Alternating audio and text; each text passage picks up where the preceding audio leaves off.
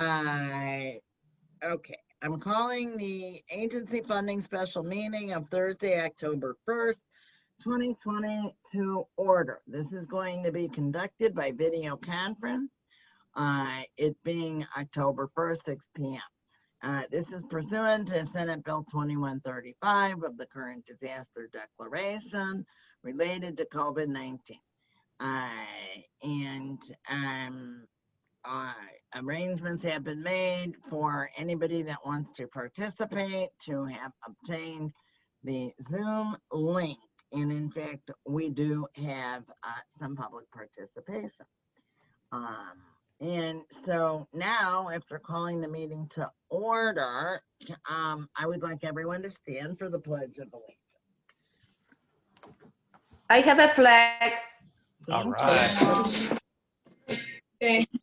I pledge allegiance I to the flag pledge allegiance to the flag, to the United flag States of America, and to the republic for which it for which stands, it stands, one one nation, under God, under God, indivisible, indivisible, with liberty and justice. for all. All right, Deisha, can you call the roll, please? That's interesting. Supervisor Morask, Here.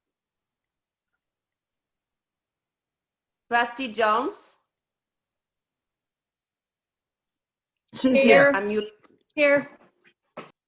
Okay. Who else is there? I don't know. Oh, Trustee Sweeney, I see. Susan Sweeney's here, Dave Carabot is here, and on the board representatives, Marie Dishowski, Austin Kelso, Richard Lyon, and Dana Berman are also present. Claire had notified us she would not be able to attend. We are ready to proceed. There's a couple things I need to discuss first. Okay.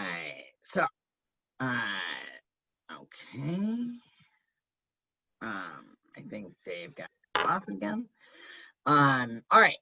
So, before we get to public participation, I wanted to announce that we amended the township closure dates to add November 3rd, because it's election day. And when we made our list of the township closing dates, that had not been made a holiday yet. So I took the, that will be a holiday. And everybody will be off because it is a holiday. Secondly,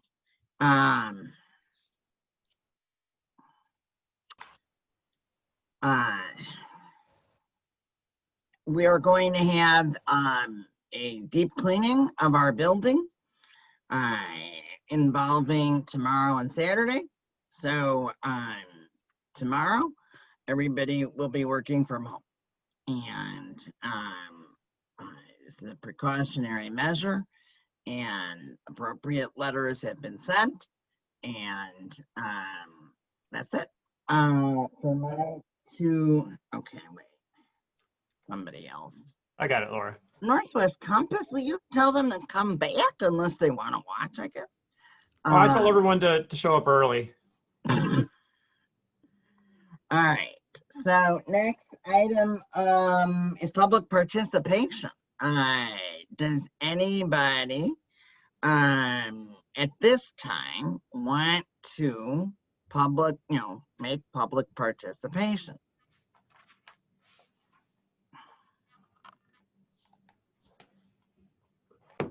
Okay, I do not have anybody that is requesting. And just so you know, if you are joining from the public, and you cannot, for some reason, make it known because you're joining from phone or whatever, you can text me at my cell, 312-391-7491.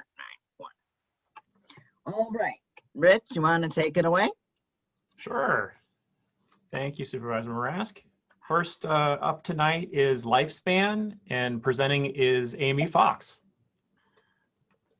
I am. Is that my Zoom cue? That is. You're on, Excellent. Amy. Hi, I'm Amy Fox. I'm Lifespan's Deputy Executive Director. I look probably familiar to a lot of you. I've been doing this for several years now, but this is an exciting new format. I dare say so far I like it better.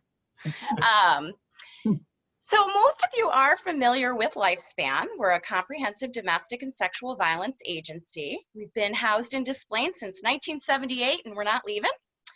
We have a unique approach to providing our clients with a permanent and safe solution to the violence that they've experienced. And that is an integration of 3 services.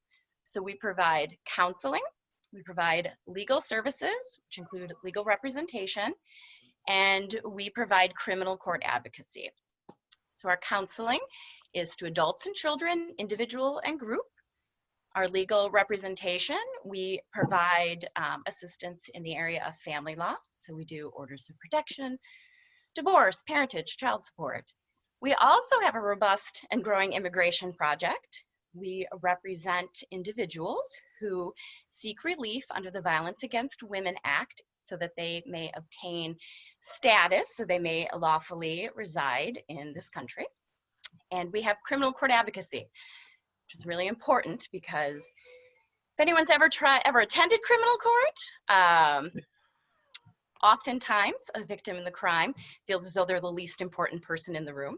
And it's a very confusing place to be. So we help victims navigate the criminal court process. We have advocates who have offices in the Rolling Meadows and Skokie Courthouse, as well as at the downtown domestic violence courthouse. You're probably curious about how COVID has impacted our services. We were really prepared. I would love to take some credit for it, but, well, I mean, I should. We have an online phone system. So when we closed the offices as of March 13th, way back when this all started, we did not have a disruption in services in that all of our staff was easily equipped with access to our phone services as well as video conferencing so that they could be available for clients. So largely without interruption, clients have continued with our counseling services. In the beginning, a number of them elected to have their video or phone counseling. We have now are even doing in-person counseling in our offices. We leave it up to the client and what they feel safe doing. Our legal services, I think some board members can attest to this, are all largely online. So our legal staff has just continued in that vein, and they're still representing clients and seeking the relief that that is their objective. So that has been, we've been thankful. Really the only biggest hit is that we have a really robust outreach and education program where we go into area schools and we provide training and anything from like we'll get in however we can. We'll do an hour-long class on healthy relationships, teen dating violence, no means no. And then we also provide, which usually stems from that, we actually have our counselors will go into schools and provide crisis counseling for students. So that was the program that was hit the biggest with COVID, because it's really hard for schools to navigate what they're doing right now, let alone have us appear in some way, shape, or form. We are developing some online video presentation, so we could do the presentation still, and we're reaching out to schools to see if maybe we could accommodate them in that way. So that was the biggest hit. We did this past year we're very excited that we received funding to expand our services to victims of human trafficking. And how we are doing that is that it is not uncommon for a trafficker to have a domestic relationship with the victim. It's not uncommon for them to have a dating relationship. For them, I mean, it's sort of part of what they do. You know, they forge a relationship, and then they use their power to then take advantage of the client. So we are providing counseling and legal services for them. We did just receive a grant to provide that services when there's maybe not an intersection between domestic violence and human trafficking, which is what our original funding was. Received additional funding so that we can also serve people who've been trafficked, where there's been a sexual violence and sexual assault. And in that grant, we are partnering with a number of outside agencies because it's really challenging to serve people who have been trafficked. It's really, they're not going to come to us. We're not just waiting for them to pick up the phone and call us. Some may not even identify as being trafficked. But what we have found is that they may and do seek healthcare treatment, often at a Planned Parenthood because it's free. So they may just seek general care, but then also birth control, or they're dealing with STDs. And so we've partnered with Planned Parenthood. We've always had a long-standing relationship with Lutheran General Hospital. And they have expanded their work in the area of human trafficking. So they're part of this new outreach that we are doing, where we're trying to be in the community so that we can find this population. I think that's my general overview. Yes. Hi, Amy. Question, I love them every year. Okay, so I've always asked you this question, and I do think our grant excluded it, but I don't know. You tell me. So much as I was a prosecutor for 30 years, and I'm very much an advocate of victims, I'm not sure it's government's job to fund the victims in criminal court. I absolutely do in counseling and everything. You know, we fund Chicago CCC. So can you describe what I don't remember that. Like, yeah, what criminal court services you do? So a large difference is, I'm sure you recall when you were a prosecutor, but a lot of people may not know. When you're a prosecutor, your client is the state. So right, you represent the best interest of the community, of the state. A victim of domestic violence or sexual assault may not have the same goals or objectives or needs as may be represented by the prosecutor. And also, you probably remember, criminal courts run fast. People are coming in and out. Prosecutors, largely overworked. Your caseloads are huge. And for a victim to be part of that system where they don't feel as though they have a voice, our advocates, and they're lay advocates, they're not attorneys. We don't have attorneys in there. We have lay advocates who help explain the process to a victim.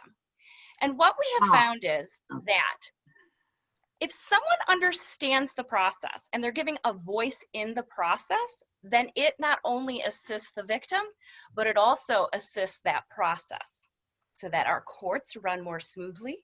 Our courts are more representative of all the needs of the community, including the victim. And so that's what they do. They explain the process. Okay. If needed, they will make space and assist the victim in explaining what their needs and wishes are within that system. They provide the victim with referrals and with access to other resources. So I'm sure you remember, there are a number of reasons why a victim will not want to proceed with criminal charges. They don't want to come to court. They do not want to testify. And for example, one circumstance may be that they fear that if because he's told her, if you come to court and you testify against me, then I'm going to fight you in court and take your kids. I'm going to seek custody of them, or I'll never pay you a dime of child support. And so one thing that our advocates can do is really explain what other resources are available to that victim, so that they don't, the only narrative that they're hearing is not that abuser who's in their head telling them what's happening. Someone else is giving them the time and the space, who's trained in trauma, to really help them navigate the system. So my follow-up questions on that, and yes, you are absolutely, I was the senior sex crimes trial prosecutor, so I did represent many.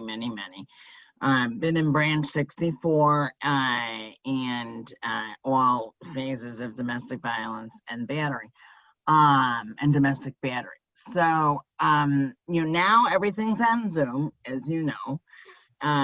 So in terms of being an advocate, I did sometimes have situations where the prosecutor's interest in prosecuting were different than the victim's interest, right? So I guess that's where, but first question is, are you guys allowed in the Zoom hearings?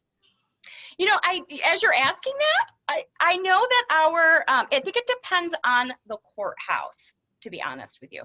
I do know that some of our advocates have gone physically into Rolling Meadows Courthouse to assist. I think it's large. I can't speak to all of them. But I know that they participated, maybe even just waiting in the chat room with, but I think they're able to participate. But I'll find out if you want. I can let that would be good if you find it out, because they've been very strict these days on the people they're allowing in Zoom. Because I think it would violate the domestic violence statute for them not allow the advocates. Well, yeah, man, that leads to my next point is in 64, in all domestic violence courts, there are advocates that are employed, to my knowledge, by the court. Well, may I explain the difference? Yeah. There are victim witness advocates who are employed by the state's attorney's office. They write up the orders. Correct. So, there's a lot of distrust with victims, especially people who are, for a variety of reasons, distrustful of our court systems. And so yes, I think that there are some, fabulous, I've worked for years with, I used to be down at 13th in Michigan at the criminal courts for years with some fabulous victim witness advocates. But the victim witness advocates are an arm of the state's attorney's office. They are not independent. So they're an arm of an agency that many victims are distrustful of. So to have an independent advocate to sort of, to allow them to have more trust within the system, that hopefully, if that's their objective, leads to more participation in that system, is what we're there for. There's a difference. Pre-COVID, did A, we funded this, and B, pre-COVID, were you guys allowed in 64 courtrooms if there was already an advocate, or on a certain sex assault case that might be at 26th Street? I personally have no problem. I have to talk to the lawyer, and like, I just don't remember the criminal services, and I'm all for the communication, getting them familiar with everything. It's more, I guess, I don't know if government should be in the business of saying one way or the other, right? Well, I do have an opinion about whether government should be funding domestic violence services, and the opinion is obviously yes, because the reason why we have domestic violence is this is a social and it's a political problem, and our governments are part of a system that has created an environment in which this has been able to persist. And so it is certainly within the government's interest and responsibility to fund it. Whether Maine Township specifically funds our criminal court advocacy program, largely we use your funds for general operating to support all of our services. But your funds are less than 1% of our entire budget. It largely goes more towards our counseling services. That's what I thought, and I agree with you 100%. I don't think there's anybody on this call that is for domestic violence. Yeah. And So know why I there's- tell you about all of our services is really what is unique about Lifespan is the integration of our services. We don't just happen to provide all of these services and then clients can use this department and that department. All of our services, if a client needs all of our services, they are integrated. And what that means and what that looks like, especially for victims of trauma, is that they have a team who's there to help them so that they're not having to have a cold referral to another agency or department, that all of these team members are working together. So it's really, it doesn't make much sense to talk about one service without talking about the other, because that's really what is creating long-lasting safety and success for our clients. No, I think that's great. You know, the more, it's more, I want to make sure that like that part, like if we can actually do that. Well, That's just, more you know, the the Office lawyer Against- in me, not that I Sure. would be, you know, I mean. Yeah. obviously You know, I- all of the all the federal statutes, so the Victim of Crime Act, the Mhm, Violence Against Women Act, mhm. all of them fund I worked criminal, on the grant. on the yeah, violence all of against- them fund criminal court advocacy. So it's encouraged and ordained at Right. the federal level. They do. They do. But that's also not right. That is correct. And I'm not saying I'm against it. I just so I don't want to hog the time. Does anybody else have any questions? And Good. please unmute yourself. Okay. Thank you. Am I being recognized? You sure, Trustee Sweeney, go ahead. I'm encouraged to see, Amy, that you've had the additional funding from the Illinois Department of Human Services. And I was just curious in looking at your financials, is that the 523,000, is all of that new revenue to you this year No. from them for that? Or is that a portion of that? It's a portion of that. So we received, oh gosh, usually back in the day, our budget was so small, I had all of these memorized. But know that we probably received an additional, I'm going to say about $50,000. Oh.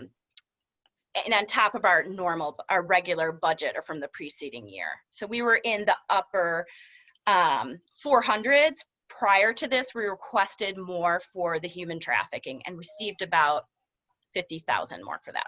Gotcha. Okay. And I mean, in effect, I see that your fee for services, that you don't charge a fee for services and that you are below market level for your salaries and such. Thank you. I didn't even say all of our services are free. Yeah. No sliding scale. They're all free. Yes, They're free? that's a big deal. Free. I'd like to see that. And I also like to see that. So in effect, Yeah, if you perfect. call that pro bono because you're still getting paid, but it's really less than, I mean, it's accommodating people, right? Below market value for your salaries. Correct. I think, we might have a fee for service revenue line, and that's for, that fee for service revenue line on our budget stems from some trainings that we do at Northwestern and some other universities as part of our outreach and education. They actually pay us a stipend to do that, and we're not turning them down. So that's not for direct service, that's for education. Okay. Okay, good. And last question, just how safe is it to use Zoom? I'm just curious for the court calls to be handled that way versus, other means of, just seems like from a I don't private. think she's on. Why is our court using Zoom when you've heard all over the news about people bombing in? Because we have to. I cannot speak to what Cook County does. So, I'll Okay. send you his order. but know that all public, I mean, as far as confidentiality, there's no confidentiality. I mean, all our courtrooms are open to the public. So Right. we're not using Zoom for our counseling. We have our own platforms that are HIPAA approved. So, Okay, yeah, makes sense. Okay. And they're not the person's attorney. So like in a Zoom thing, like if you were picturing it in court, Mhm. they wouldn't be stepping up to the bench. well, our civil attorneys do, though. I mean, we have a dozen civil Oh, yes, attorneys. absolutely. I'm sorry, I was talking about criminal. Yeah. No, absolutely. But we're gonna be on Zoom through at least November 18th. The Good, that's latest, safe. and I think it'll be beyond that. Anybody else? And I just had a quick question. I noticed Yes. you experienced a 50% increase approximately in the number of unduplicated Maine Township clients you served in this fiscal year compared to the prior. Last year's being 210. What do you feel accounts for that pretty significant increase? Yeah. So back in FY18, so we're in 20, we just started 21 for us. I'm sure you remember, we received a huge increase in federal funding to expand all of our services, legal and counseling. And what that did, it added 3 attorneys to our displays office and 3 counselors to the displays office. So over the years, since, you know, and it takes a while to fill those positions, get the word out, do all of that. So we're starting to see the results from that. And also as part of that expansion in FY18 is when we've always partnered with agencies like CanWin, who's in Park Ridge. But, you know, developing that relationship further was part of that expansion. So all of this increase, we're like reaping the rewards of that expansion in FY18. All right, thank you. I just have one final question from me. On page 1, there's a note and it says 110 note. I don't quite know what that means. I think it might be a typo. Well, These clients are referred to other agencies for services we do not provide after a thorough assessment of their needs. Which is that referring to? so the question is, how many Maine Townships do you refer to other agencies in the fiscal year? So we've referred 110 Maine Township clients. I see. Okay. I know, I don't know why they put it in bold. Yeah, no, but, it got a weird, it's us. I know, right? Yeah, So, and then we're just letting you know that we referred 110 people, and that's not because we didn't have the capacity to serve them. It's because they contacted us, but they contacted us for services that we don't provide. So maybe they weren't a victim of domestic or sexual violence. Maybe they needed, you know, a child care subsidy, things like that. Sounds like you provide great service. Thank you. Thank you. Anybody else? Is there any public participation on this agency? Hearing none. Their heads are bigger than him. Wait, I'm sorry. Did somebody? No, I know you want to say hi. No. I can't tell who that is. I don't know, it sounds like somebody with a pet. Well, no, Kim is on mute. They must have muted themselves. Oh, I see what you mean. Okay. All right. Anybody else? Can we let poor Amy go? No, I've loved it. I love talking to you every year. I love your interest. I appreciate the support.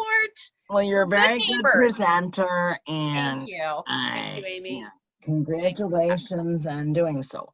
Thank you. Good luck with all of these. I appreciate it. Take care, Amy. I'll try to get Thank out of you, here without making Amy. too many faces. All right, I'm leaving somehow. I hope that the grants, the interim grants helped. Thank you. All right, I'm going to try to leave. Thank you. Okay. Bye, Amy. Somehow. Can I go with you? No. All right, Rich. Next, we have Sonia Ivanov from Northwest Compass. Sonia.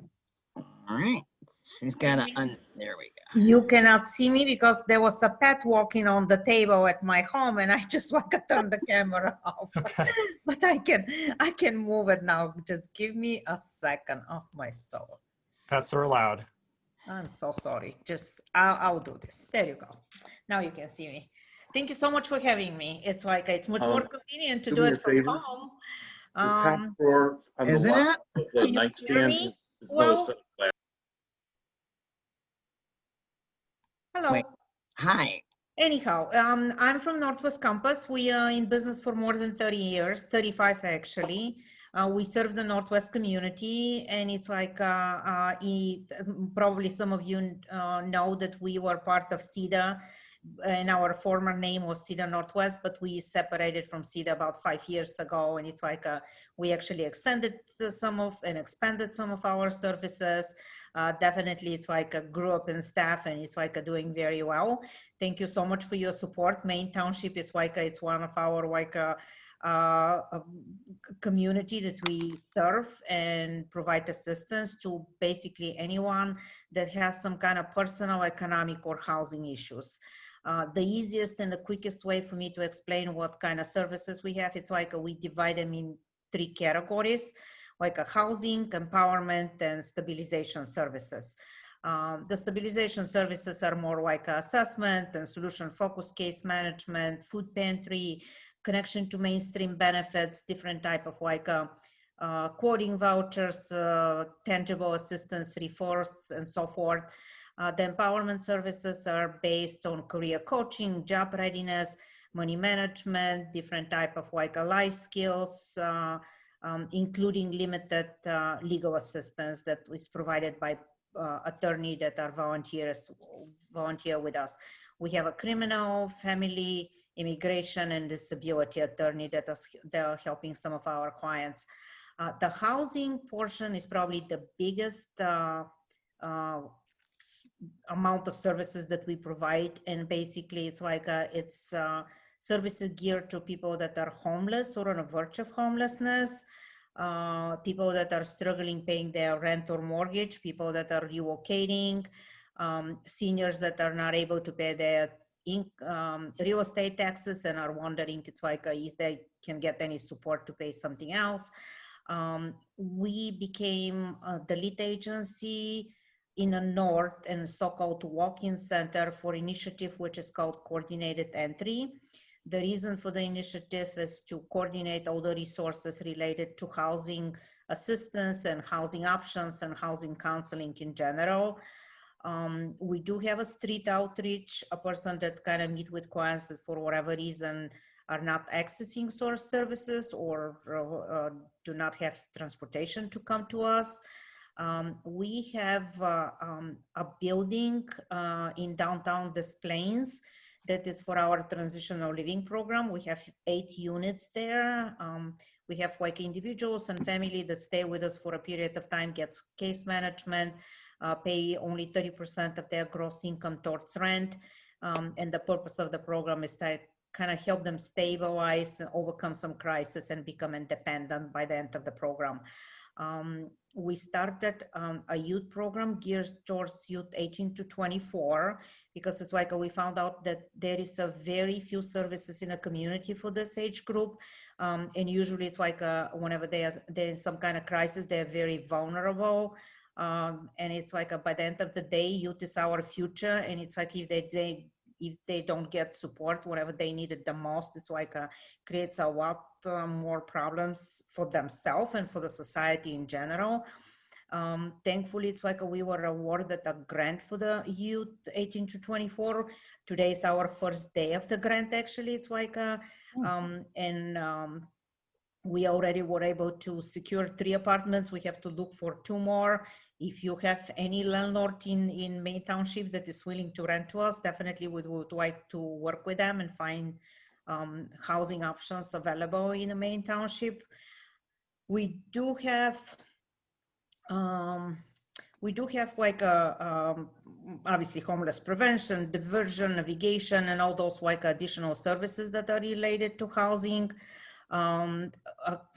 I mean, I'm glad that whenever Amy start talking about like a integration of services, it's something that it's like, obviously it's like we are proud to do also. Anyone that comes to our office may come for a specific reason and specific ask, but our staff is doing assessment to find out what else they may need or benefit from. And we're trying to kind of do a wraparound services and coordination of care because it's like nobody has just one crisis. It's just the tip of the iceberg and they need a lot more assistance. I'm sure that I'm forgetting some of the services that we have because we are trying to do a lot. We never close our doors since the pandemic started. We decided that it's like we provide services that the most vulnerable need at this point in time. And there is like an influx of new clients that we have that never ever had to access any assistance. Because of job loss, because I mean, it's kind of domestic violence and like not enough, there is like a tight quarters that people usually double up and because of the pandemic, it's like they cannot even continue staying there. I don't know if you know or not, but the shelter in our area stopped accepting new clients at the beginning of March. And even though we are not a shelter, unfortunately, it's like so far until today, we provide 176 nights for people that are homeless in a hotels, just because we just cannot leave them on a street in a time like this. We're extremely busy, and again, we never close our office. Thankfully, it's like we were healthy and nobody got sick, and it's like we use all the precaution and every possible measure that we can use just to continue that way. That's why any support that we can get is greatly appreciated, and it's like we cannot do our work without having supporters like you and everybody else. I just have a couple. Hi, how are you? I'm good. How are you? Sonia. Okay. So what is the housing assistance you give? It's monetary? The housing assistance is like, it's a couple different subcategories. Like we have a housing navigation, diversion from homelessness, housing counseling, mediation with landlords, like helping people to apply for different type of other housing options and so forth. And we do have a direct client assistance, which is like it's a financial assistance towards rent and mortgage. Usually the assistance goes through the assistant. Okay, there you go. The assistance goes. I know the Yeah, feeling. mine does it too. Directly towards the landlord. It's like obviously the client needs to come and meet with a housing counselor. They have to attend money management sessions. They refer to career coaching and whatever other assistance they may need. If they approve to receive financial assistance towards the rent or the mortgage, it's like the checks goes directly to the landlord. And do you have a limit? What's the limit? Do you know we have a different path of funding for this, like a financial assistance? For some of the assistance, some of the money that we have for the financial assistance is only 1 month rent. There is some additional funding that is they have a cap for $3,000, and there is an additional pot of money that is like the cap is $6,000. Including in that, as I said, that because we are the coordinated entry in the northwest suburbs, there is a program through the state which is called Repertory Housing. If the client is eligible for so-called Repertory Housing, they may be helped paying the rent for a couple months. Obviously, the beginning of the month is like it's the full amount of rent, and then when time progresses, they get like a 75%, 50%, 20, and so forth, and it's like a start paying on their own.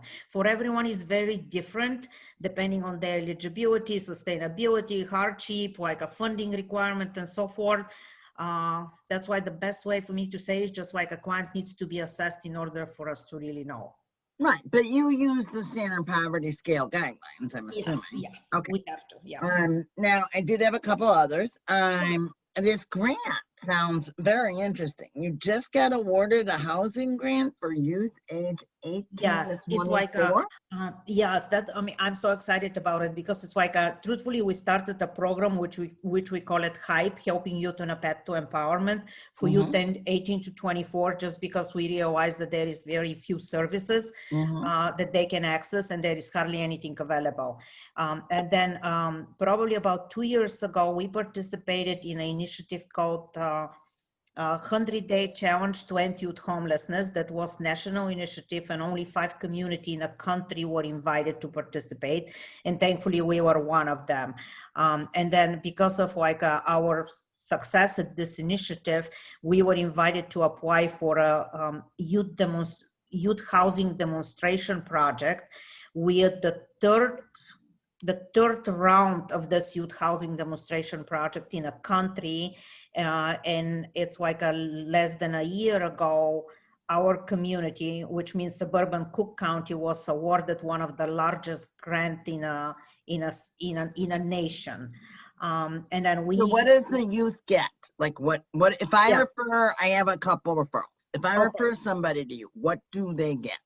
I mean, they can get housing for up to 4 years, and they get an array of supportive services.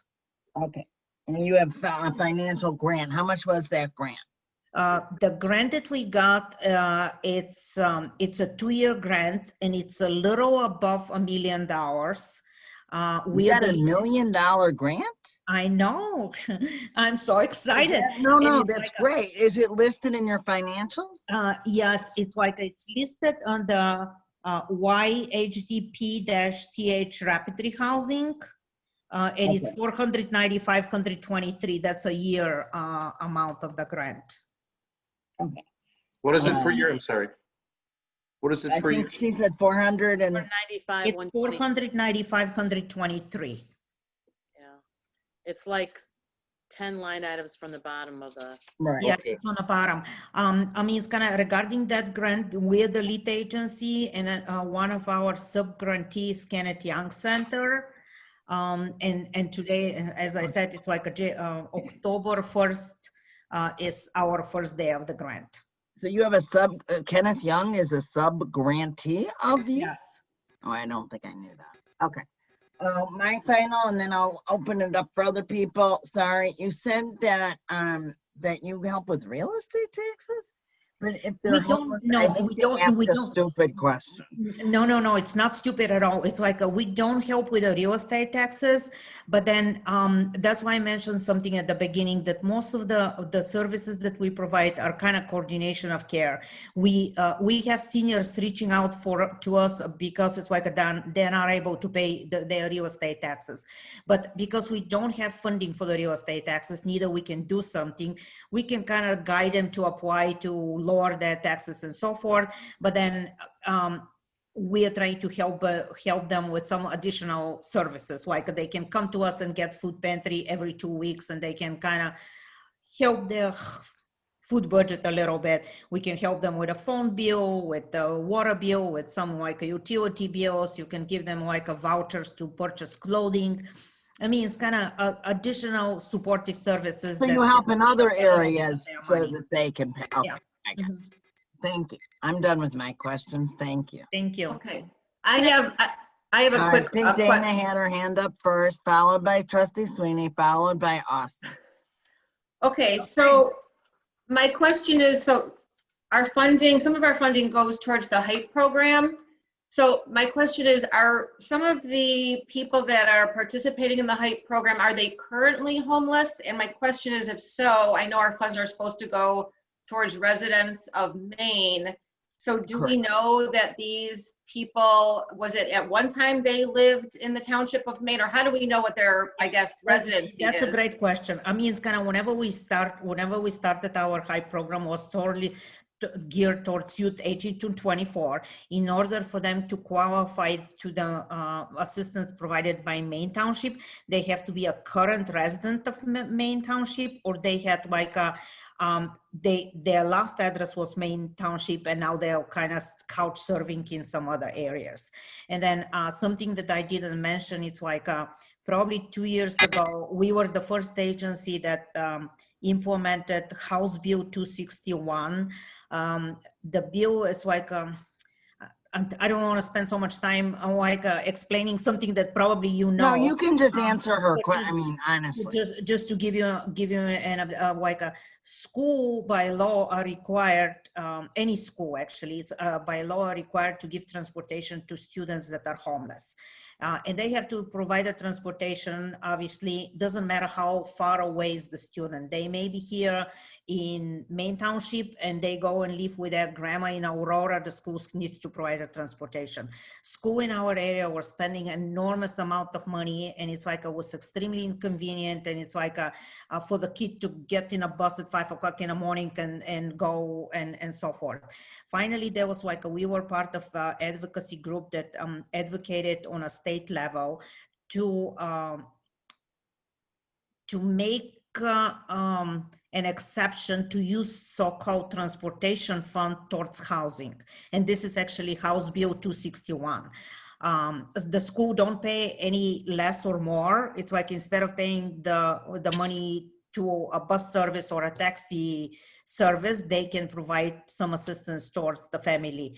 And that's why I mean, it's kind of, we help 3 families actually from Maine Township that they had kids in like a, in high school, and instead of them like being bussed all over the place, it's like they had a stable environment to continue their education and have some stability and safety. And anybody that is in a HYPE program, it's like they have to be Maine Township residents. It's like that's a #1 eligibility criteria. Okay, thank you. You're welcome. Trustee Sweeney. And yes, so that was part of my question. So thank you, Dana, for asking it, and for you for answering it. And also, the helping hands is what you're asking us for too, as well as the hype. Yes, So helping hands. See, I thank just you wanted so to much for asking me these questions because I Short- didn't short mention answers, helping though. hands. yeah, I wanted to ask because I mean, is the differentiation the age? Because I know that hype just goes 18 to 20. No. Helping Hands is for anyone that is a resident of Maine Township. And the reason for Helping Hands, and it's like, I'm so happy that you asked me this question because I totally forgot to mention this. A lot of funding, as you know, it's attached to thousand strings. And sometimes people need very little assistance to make a huge difference in their life. I mean, it's kind of somebody needs, let's say, to pay their car insurance in order to drive Uber and supplement their income. Somebody needs a working boots before they start like going to work. Somebody may need to pay like a $50 like a recertification of something in order to continue working. And usually there is hardly any funding available for anything which is outside of the ordain. And it's like a Helping Hands. Basically, it's like a Helping Hands funds. We have our own restriction that we help clients once a year up to $150 towards something that cannot be covered by any other funding, but makes a huge difference in their life. And it's like that funding is just a blessing because it's like sometimes a very little can make a day or night difference. Okay, thank you. And then you've eliminated a few. Well, there was a CEO position. Are you not replacing your CEO, or is that? No, it's like we probably you've seen our finances before. It's like in the last couple of years, it's like we had a huge deficit. And it's like this year for the first time, we don't have any deficit. We grow up our budget drastically. I mean, it's instead of the CEO, we just have the executive director position, which I am taking it right now. We are not replacing we are not going to hire a CEO. We discontinue one of our program that the program was called Legacy Core and was like a required 1-to-1 25 match, which we were not able to secure for the last 3 years, and was like a more than $150,000 drainage on our budget. And unfortunately, it's like we had to make a business decision not to continue anymore. Okay, well, I see that your salaries are pretty low, so that's. Yeah, we didn't have any increases in the last 3 years. I admire you for being able to, continue with never, as you said, closing your doors and keeping open all during the COVID period. So. Yeah, thank you. We try our best. Austin? Quick, I do refer a lot of our clients to you that we can't help assist with housing as well as you guys can. I was wondering how busy have you been since COVID? And if there's any waiting lists for any of your programs that I would need to know about. Mm-hmm. And lastly, I'm not sure if you guys are a LIHEAP site or not. Do you guys do LIHEAP? No, it's like we used to provide LIHEAP services, and then CEDA, which rented. They continue renting office in our building, but since March they haven't been in a building. And I know that some of the municipality provide LIHEAP services, and CEDA also does something online. We do not provide LIHEAP services whatsoever. Regarding the waiting list, it's like we do not have a formally waiting list. And the reason for this is because, I mean, it's kind of if somebody is behind rent or in a verge of homelessness or homeless, the waiting list does not help them in any way. We are trying to see, is there anything else that we can help them out with? We definitely, you all know that there is like a moratorium on eviction now, and there is not so many people that are, but again, not exactly, you're so right, not much longer. And some of the landlords started like really giving 5-day notices, even though it's like they can still not go to court. I'm really, really concerned that things will get worse because it's like that cannot continue any longer. But we start seeing a lot more people coming just because it's like some of people don't get what they'll discontinue having their like extra money from unemployment. They spend the money that they got through the stimulus check and tax return and so forth.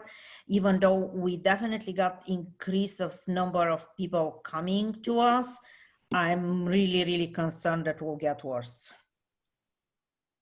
I do have one final question. Why did Wheeling Township give you so much? Can you repeat it, please? It's an odd question. Why does Wheeling Township give you $30,000? Do they Okay, have like some huge amount of homeless people? Or No, the money that we get from Wheeling Townships are some of the money we give directly to direct client assistance, which means that it's like if somebody from Wheeling Township it's behind rent, we can use some of the money that they gave us directly towards rent assistance. And then a huge portion of them, we have 3 apartments in Wheeling Township, and they subsidize some of those apartments. But that's your budget anyway that you're anticipating hoping to get, right? Because Yes, yes. You have 5,000 down here for Maine Township, but last year we gave you 2,900. I so, know. Okay. And so actually, do you know, I mean, those it's kind numbers are I will just- say so something. you're that- asking Wheeling for $30,000. It's not That's what I'm necessarily asking. what, yeah. No, but that's because what it's I'm. like we have been getting this amount of money from Wheeling in the last like 7-8 years at least. And every year it's like obviously we're trying to get a little bit more, but Right. I mean it's kind of we're getting the same amount. But talking about like the money from Maine Township, it's like I was just like I was telling my staff that it's like I have a meeting tonight, and it's like they made a calculation, and it's like a last fiscal year we served more than 500 people from Maine Township. And with the money they said, it's like, you know, this is $5 per client. Are we really gonna ask for the same amount of money? I said, no, we always ask for more, but that's what we are getting. I'm sorry, I'm probably not politically correct, but I had to share with you. No. I think last year you missed the deadline. So I think that was part of, That was the year before. I'm sorry, 2019. So, you know, I think that might have entered into it. I don't know.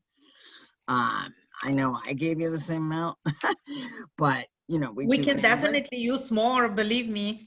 Well, I do, you know, I'm still a little confused. The total agency budget, 2,574,351. Does that include the current grant that you just got?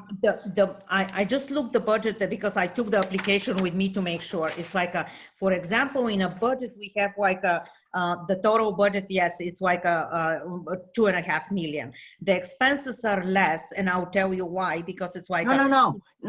Really, it's just I'm not asking that. I'm asking that great grant you got from the youth thing, the Yes. 430 some odd $1,000 a year. Is that included in that budgetary amount? Yes. Okay.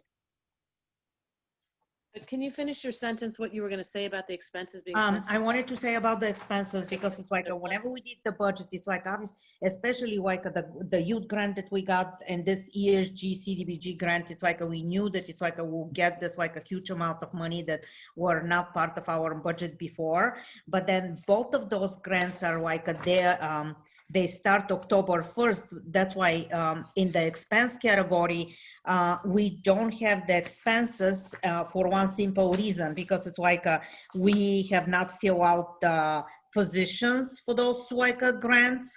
We didn't have any expenses for the apartments that we have to rent, because it's like we rented only 3 apartments and we have 2 more to rent. And then actually we rented those 3 October 6th, which means that whenever we created the budget, like whatever months ago, we didn't know how much we have to put aside you for. don't anticipate this huge surplus is what you're saying? The surplus definitely won't be $1.5 million. I wish, no. But it's like we'll have probably at least $300,000 surplus after we pay the new position, the subgrantee, the leasing dollars, the direct client service for the ESG and CDBG.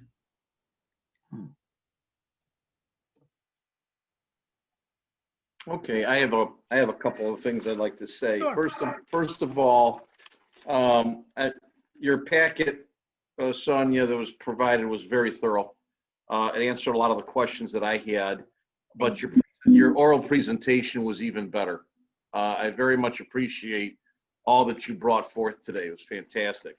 Thank you. Also, all the work that you do, each of your positions are paid exactly 50% of the previous firm that we just spoke with. You have an executive director that's also taking on CEO responsibilities at $67,500. You have a housing program manager at $42,840.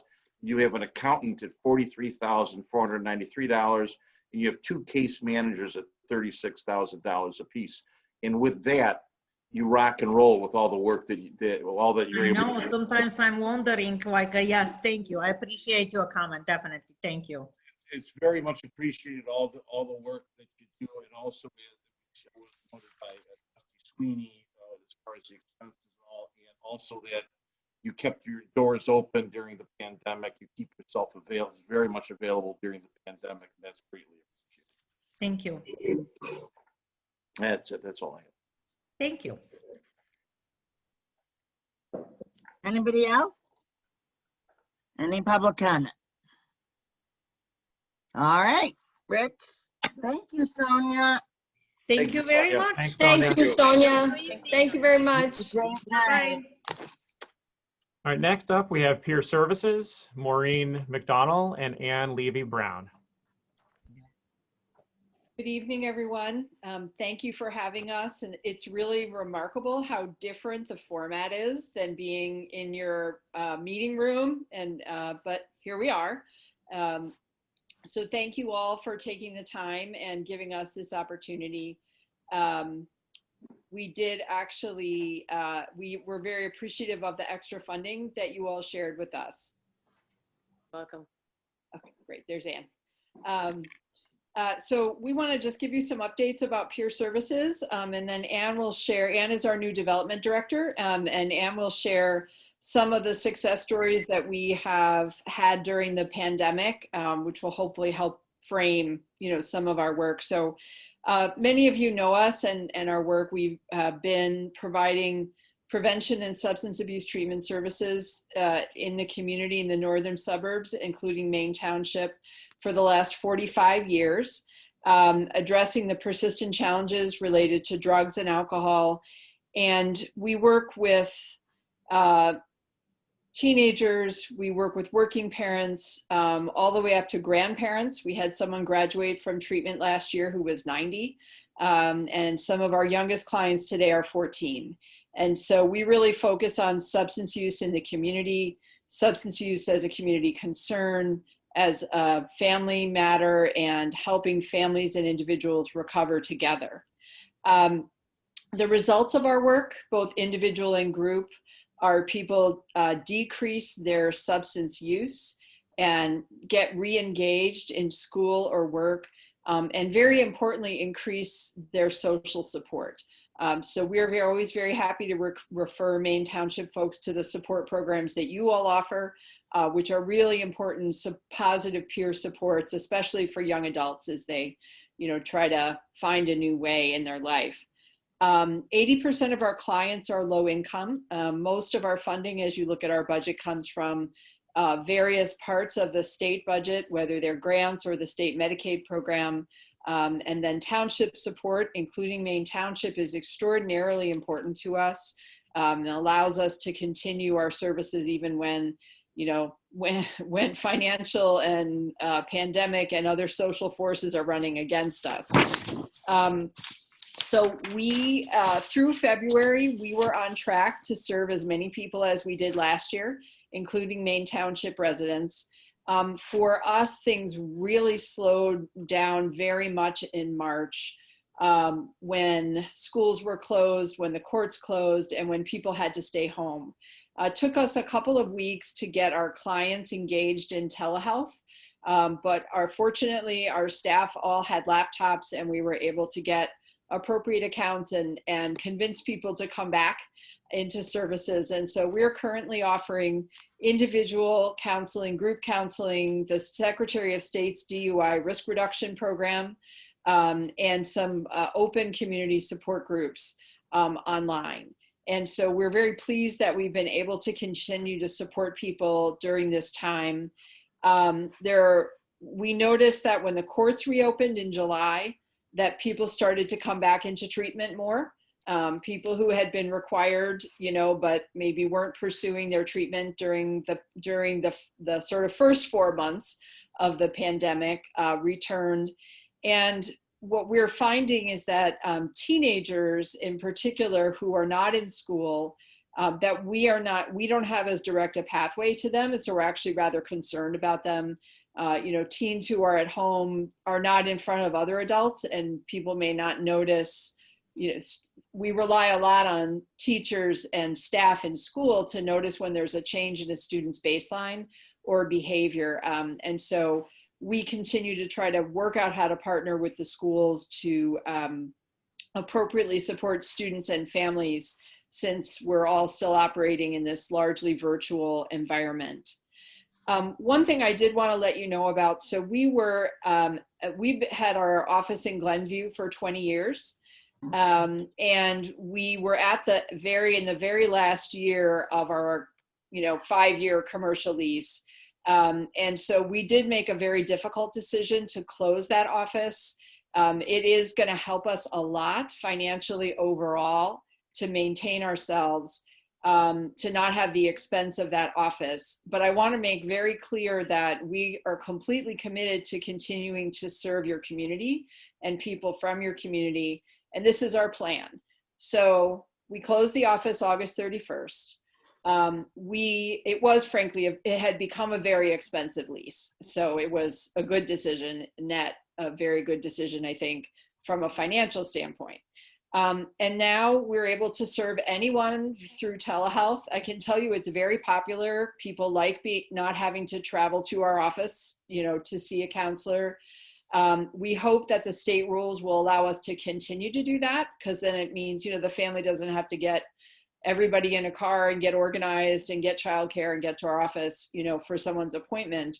But when people are willing to come in person again for treatment, what we expect we will do is co-locate with another human service agency, or possibly even, a government agency who's interested in hosting us to do the work. And we think on balance, that's going to be better for everybody, and certainly more financially sustainable for us. So I know that a lot of your residents got served out of our Glenview office. So I wanted to come here and tell you exactly why, we made that decision, but we think we'll be able to continue to provide services just in a slightly different form. If it's okay, I'll turn it over to Anne, who'll share a success story, and then we're happy to take your questions. Sure. So I just want to share a few stories about the transition to telehealth and how that has worked for our clients. We've had several clients where, sort of paradoxically, COVID has actually been helpful to their recovery.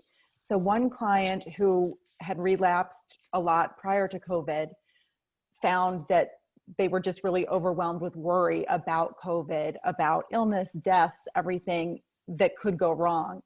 And they worked with their therapist at Peer in our intensive outpatient program, which is a group that meets multiple times a week.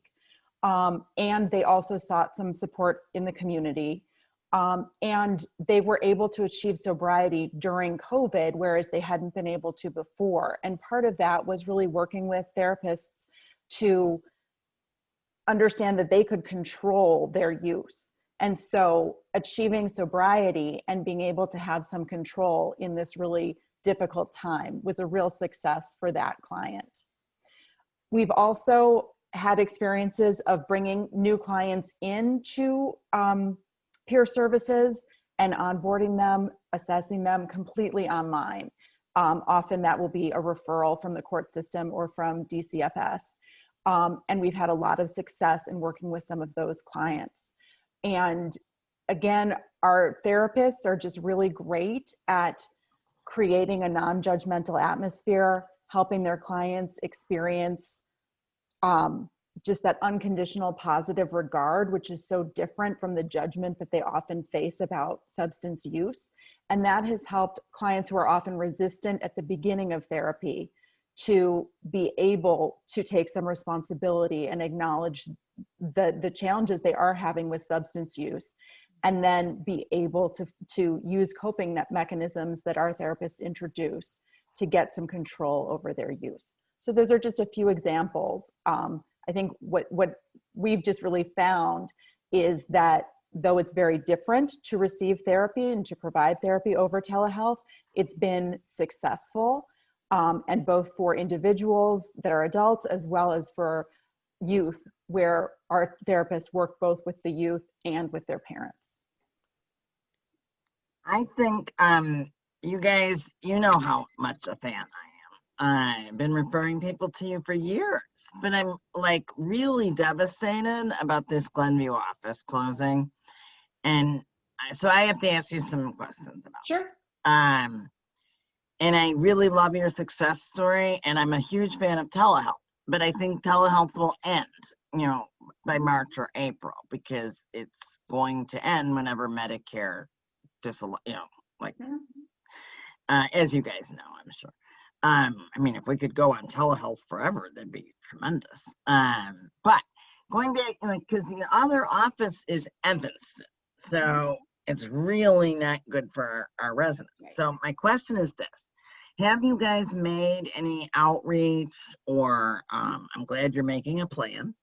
Have you made outreach to other places in terms of co-leasing or what you were referencing? Because frankly, out of the 121 clients, it would be hard for me to believe that less than 100 were at the Glenview office.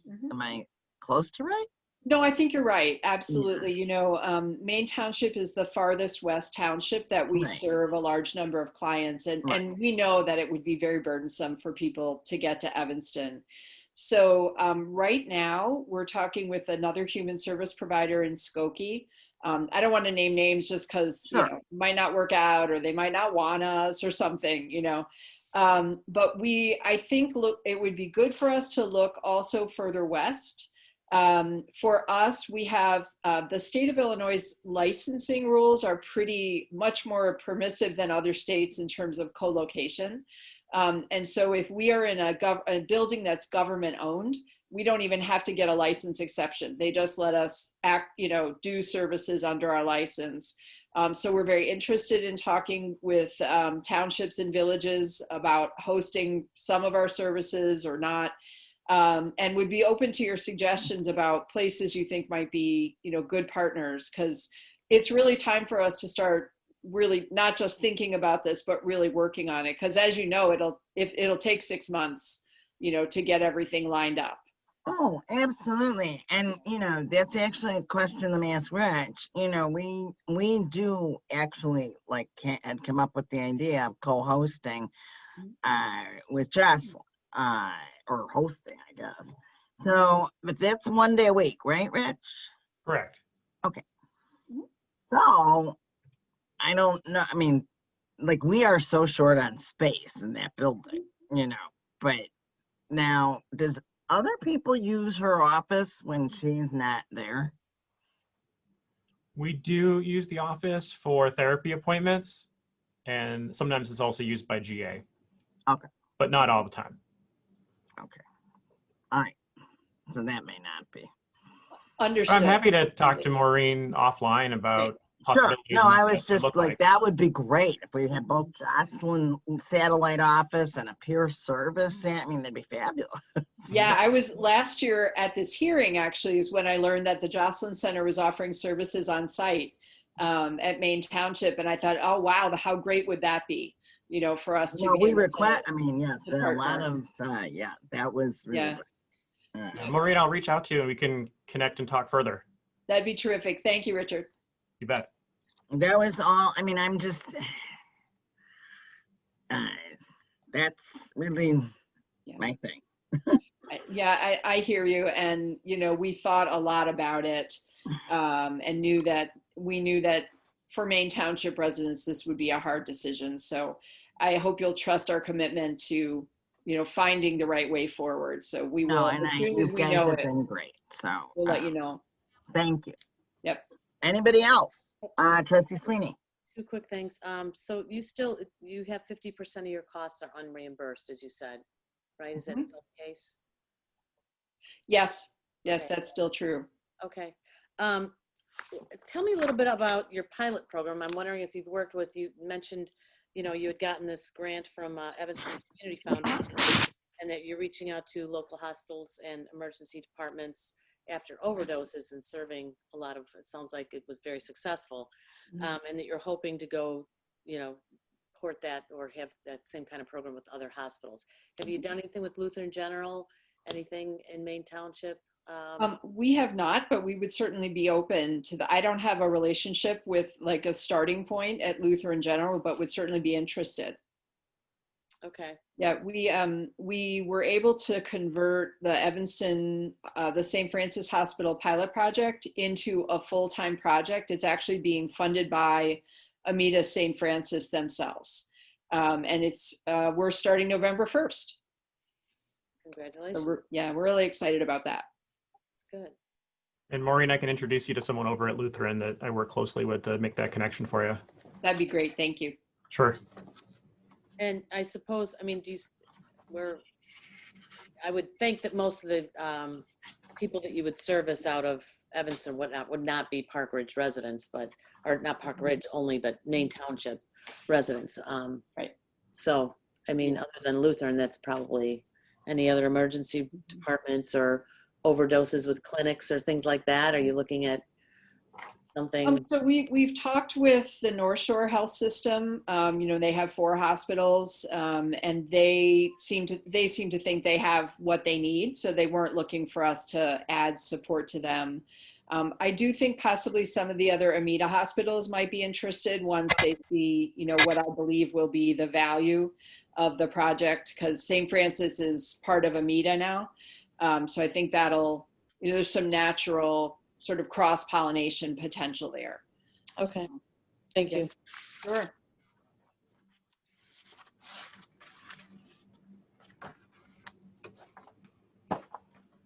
Anybody else? Just for you folks to keep up the great work.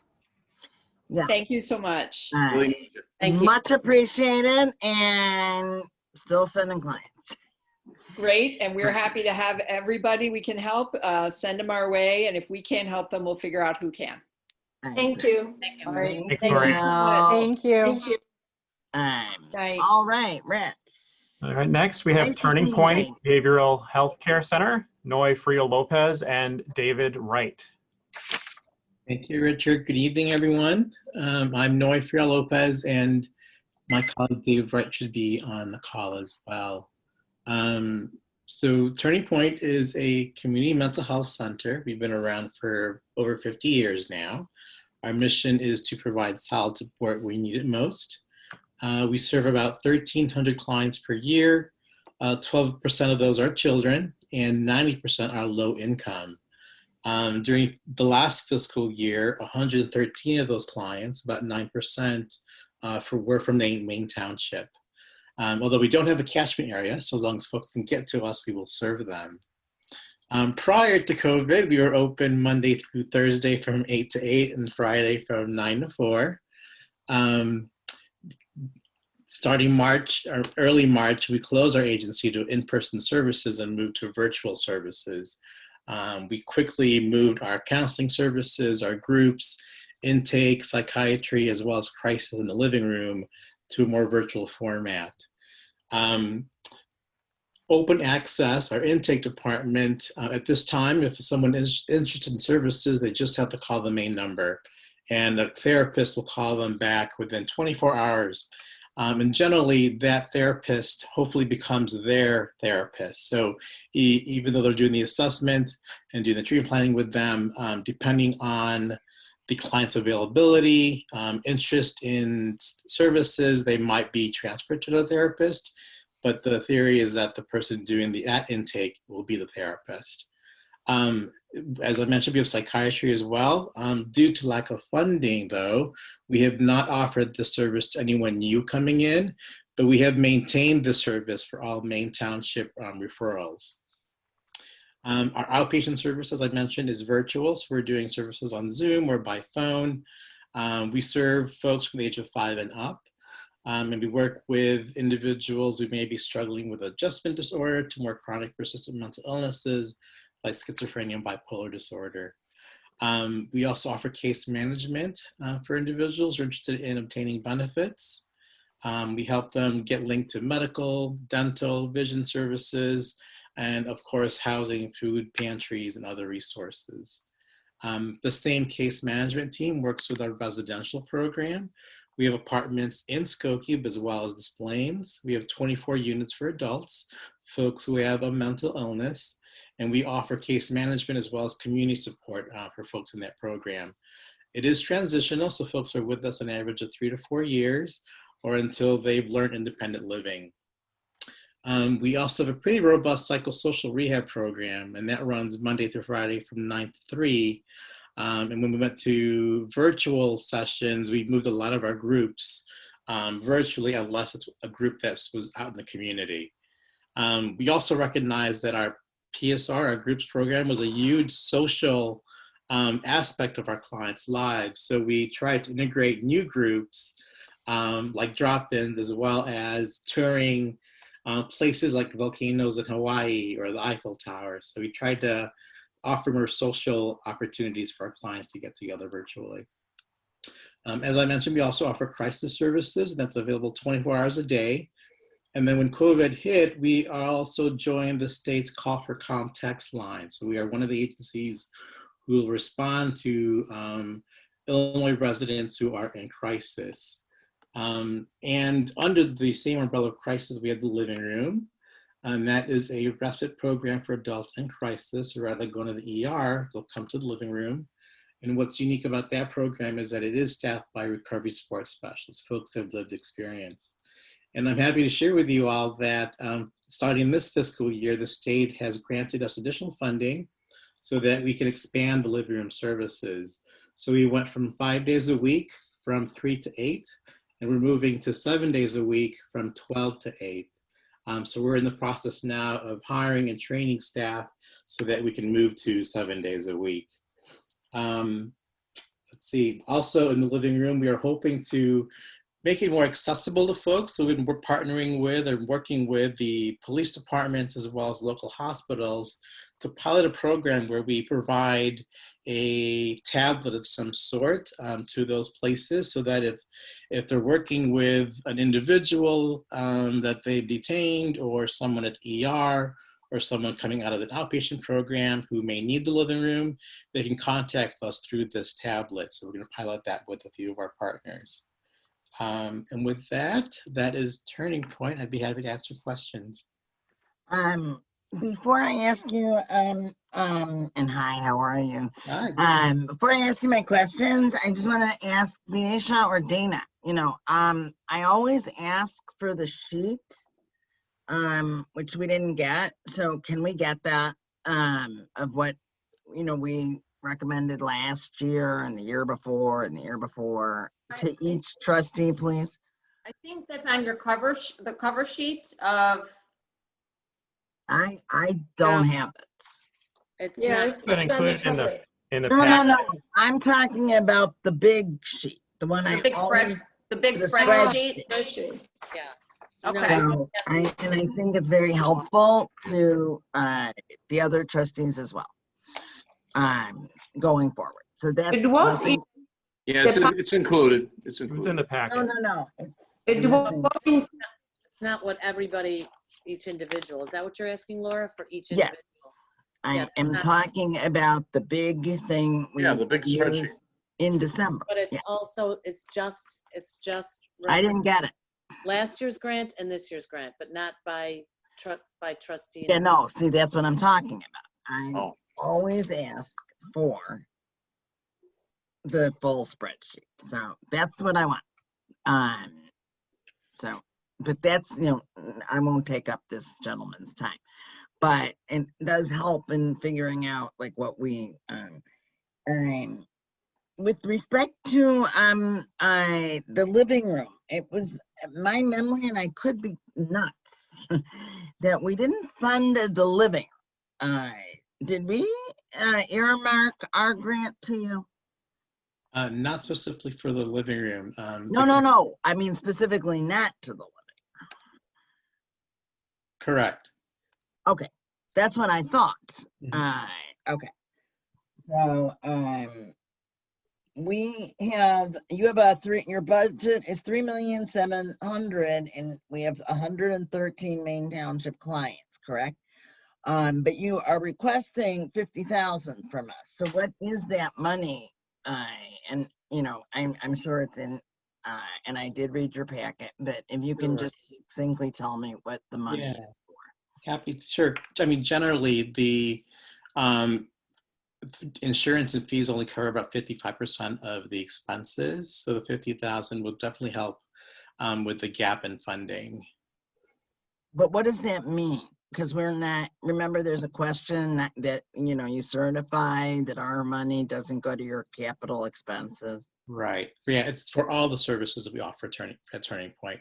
For anything that the Maine Township residents come in and need, so that would include all the services. Well, and Laura, to your point, to your question, it does say that it goes to that they're asking for funding specifically during the upcoming funding year for the living room. I know that, and I know that, and I appreciate the honesty. I know that in previous years we did exclude it. Oh, I'm sorry. I didn't realize that. Oh, I thought you just said that. Yeah, I didn't know. I didn't think we were doing this for the living room this year, but I'm sorry. I guess we Right. are. No, that's, I didn't think so either, but Trustee Sweeney says that you asked for it. Yeah, it's on page 2, and it specifically says the living room and resource center. Well, So I think in general, it would be for any sort of gap funding in the living room.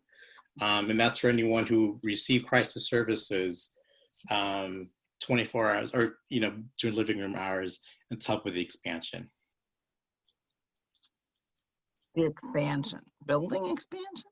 No, hours and services, moving from 5 days a week, from 3 to 8 to 7 days a week, from 12 to 8.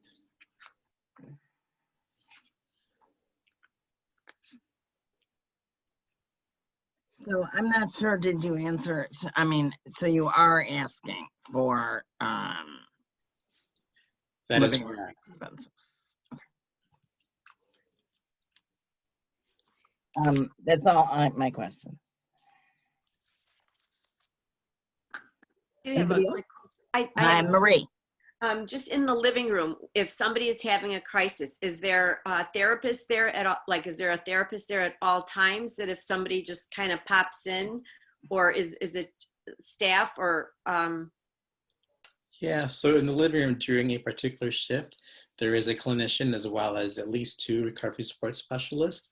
When someone comes in or calls into the living room, the clinician will do a brief assessment to make sure they're appropriate for the program, and that they don't need, you know, hospitalization right away.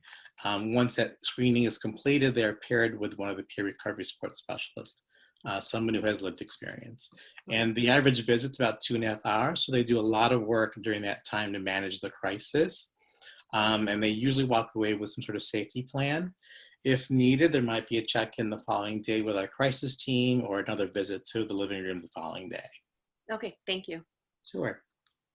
I have a quick question, just clarification, really. You said that you are not currently accepting new psychiatric clients.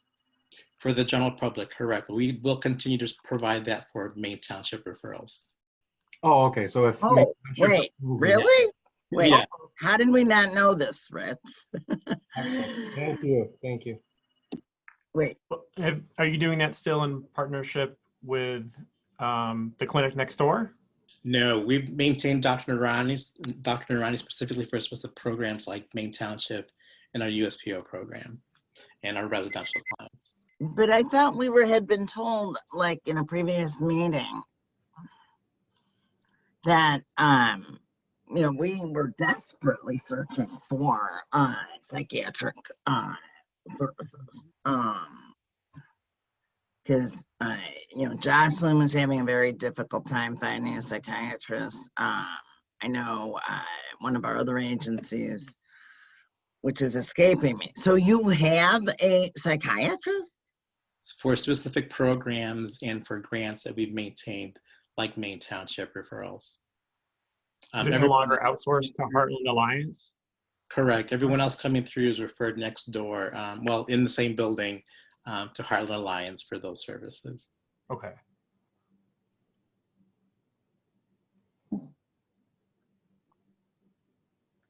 I'm sure it's listed in here. Oh, you're in Skokie. Okay. Correct. And that would be where the psychiatric services would be? Right. It's still in-house, currently doing virtual. Well, right. It's telehealth right now. That's okay. That makes a difference, at least in mine. Anybody else? I would just like to comment that this is, when I read this, it was just stunning to me that you have a 99% success rate last year in deflecting guests away from visits to emergency rooms. I don't know how you monitor that, but that sure seems like it's, almost 100%. Yes, we're very happy about that. And it's due to the work of the peer recovery support specialists and the clinicians in the program. So you actually track that. There's, I don't know how many calls you get, but people that would otherwise be going to the emergency room. Correct. Yes, everyone, well, 99% of folks who come into the living room, we have admitted, and they have not gone to the ER. Okay.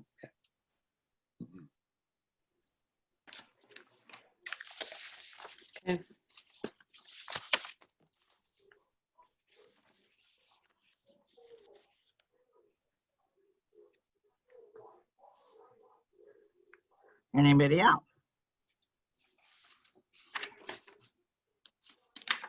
All right. Any public participation? Okie dokie. Thank you very much, Rich. Thank you all. Thank you. Thank you. Thank you. Next up, we have Children's Advocacy Center with Mark Parr. Oh, hi, Mark. Hi. Good evening, everyone. Thanks for the opportunity to speak to you. The Children's Advocacy Center, we're now in our, 32nd year of providing comprehensive services for children who are suspected victims of sexual abuse, severe physical abuse, or victims or witnesses to other crimes. We serve all of North and Northwest Cook County, so 38 communities altogether. We are a 24-hour-a-day agency in that we have people on call after hours should there be a case, a report to the police usually, or DCFS, that requires an immediate response. We can have a team together within a very short period of time, usually an hour or two.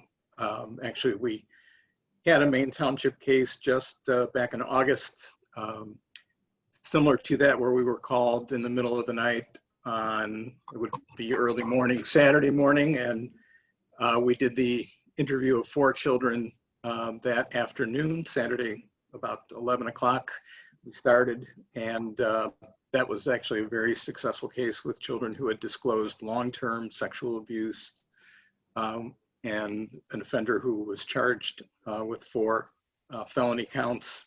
Actually, I think they may have added some additional cases at the grand jury, but that's the kind of response we can put together, and working with our multidisciplinary team of police officers, state's attorneys, CFS workers, and our staff. Our goal is always to try to ensure the safety of the kids that we're working with, reduce the trauma of the whole investigative experience, and provide the kind of support and healing therapeutic intervention that will help families and children regain control of their lives and move forward. There's no limit to the time that we might work with children and families, so some families don't need a great deal of our assistance and they may only work with us for a few months. Others, especially those whose cases do enter the criminal justice system, may work with us for 2 years or even longer, especially right now. We never closed during this period of the pandemic. We did have to make serious adjustments in the way that we did our work, but the forensic interviewing, the expert interviewing that we provide in cases went on through this whole process. Children and interviewers wearing masks, distancing as much as possible, thorough cleanings of the center after every encounter with a child and family. We did get some plexiglass screens to add even another barrier when we thought that would be appropriate. We did see a pretty significant drop in referrals, as I mentioned in the application, when kids were out of school and away from their teachers and counselors. It certainly reduced the number of child abuse reports. And so we are seeing that come back now. Not yet to the pre-COVID levels, but to the point where we're receiving usually 30 to 35 referrals a month. It was not uncommon before the pandemic for us to have 50 or more per month. Last year, between our what we call our coordination, advocacy, and sensitive interviewing program, where we do provide intervention during the investigation, and our family support services program, where we do trauma-informed therapy, we saw 86 children and adults from Maine Township. We do have another program called Safe from the Start that works with young children who've been exposed to violence or abuse, kids birth through 5. We're not asking for support for that program, but there were additional 10 Maine Township residents who were served through that program. We are working more and more, or trying to, at least in the prevention area. It's where we're seeing the most demand for a lot of our services as well. So we have piloted a program in Palatine with the Early Childhood Developmental Enrichment Center, where we're going in and working in 9 of their classrooms. We just were asked to do some of that work with pre-K and kindergarten classes in the Wheeling School District. So we are looking to do more in the way of prevention, which we think ultimately we hope will result in fewer cases, fewer reports. We also expanded our Safe from the Start program last year to begin to serve more children in the North Suburban area. That program in past years has been more focused in the Northwest suburbs. We offer services in English and in Spanish. All services are free. And so we do rely on funding that we receive through the state, through local townships and municipalities, private fundraising, requests to foundations, much anything that we can do to continue to be able to provide our services on an ongoing basis. Our therapy services did, as I mentioned in the application, switch over to telehealth during the pandemic. Just in the past 2 months, we started to bring some families in for in-person therapy services, especially those who were struggling to use telehealth effectively. So that's an option, but we're still primarily using telehealth services for those aspects of our program. And I guess I could stop and answer any questions that people might have about the CAC. Mark, I just have to really commend you. You know, you've been with us a long time, and you're like this other agency that I really like, that you never, ask for any outlay. I mean, your proportion amount for clients is very good.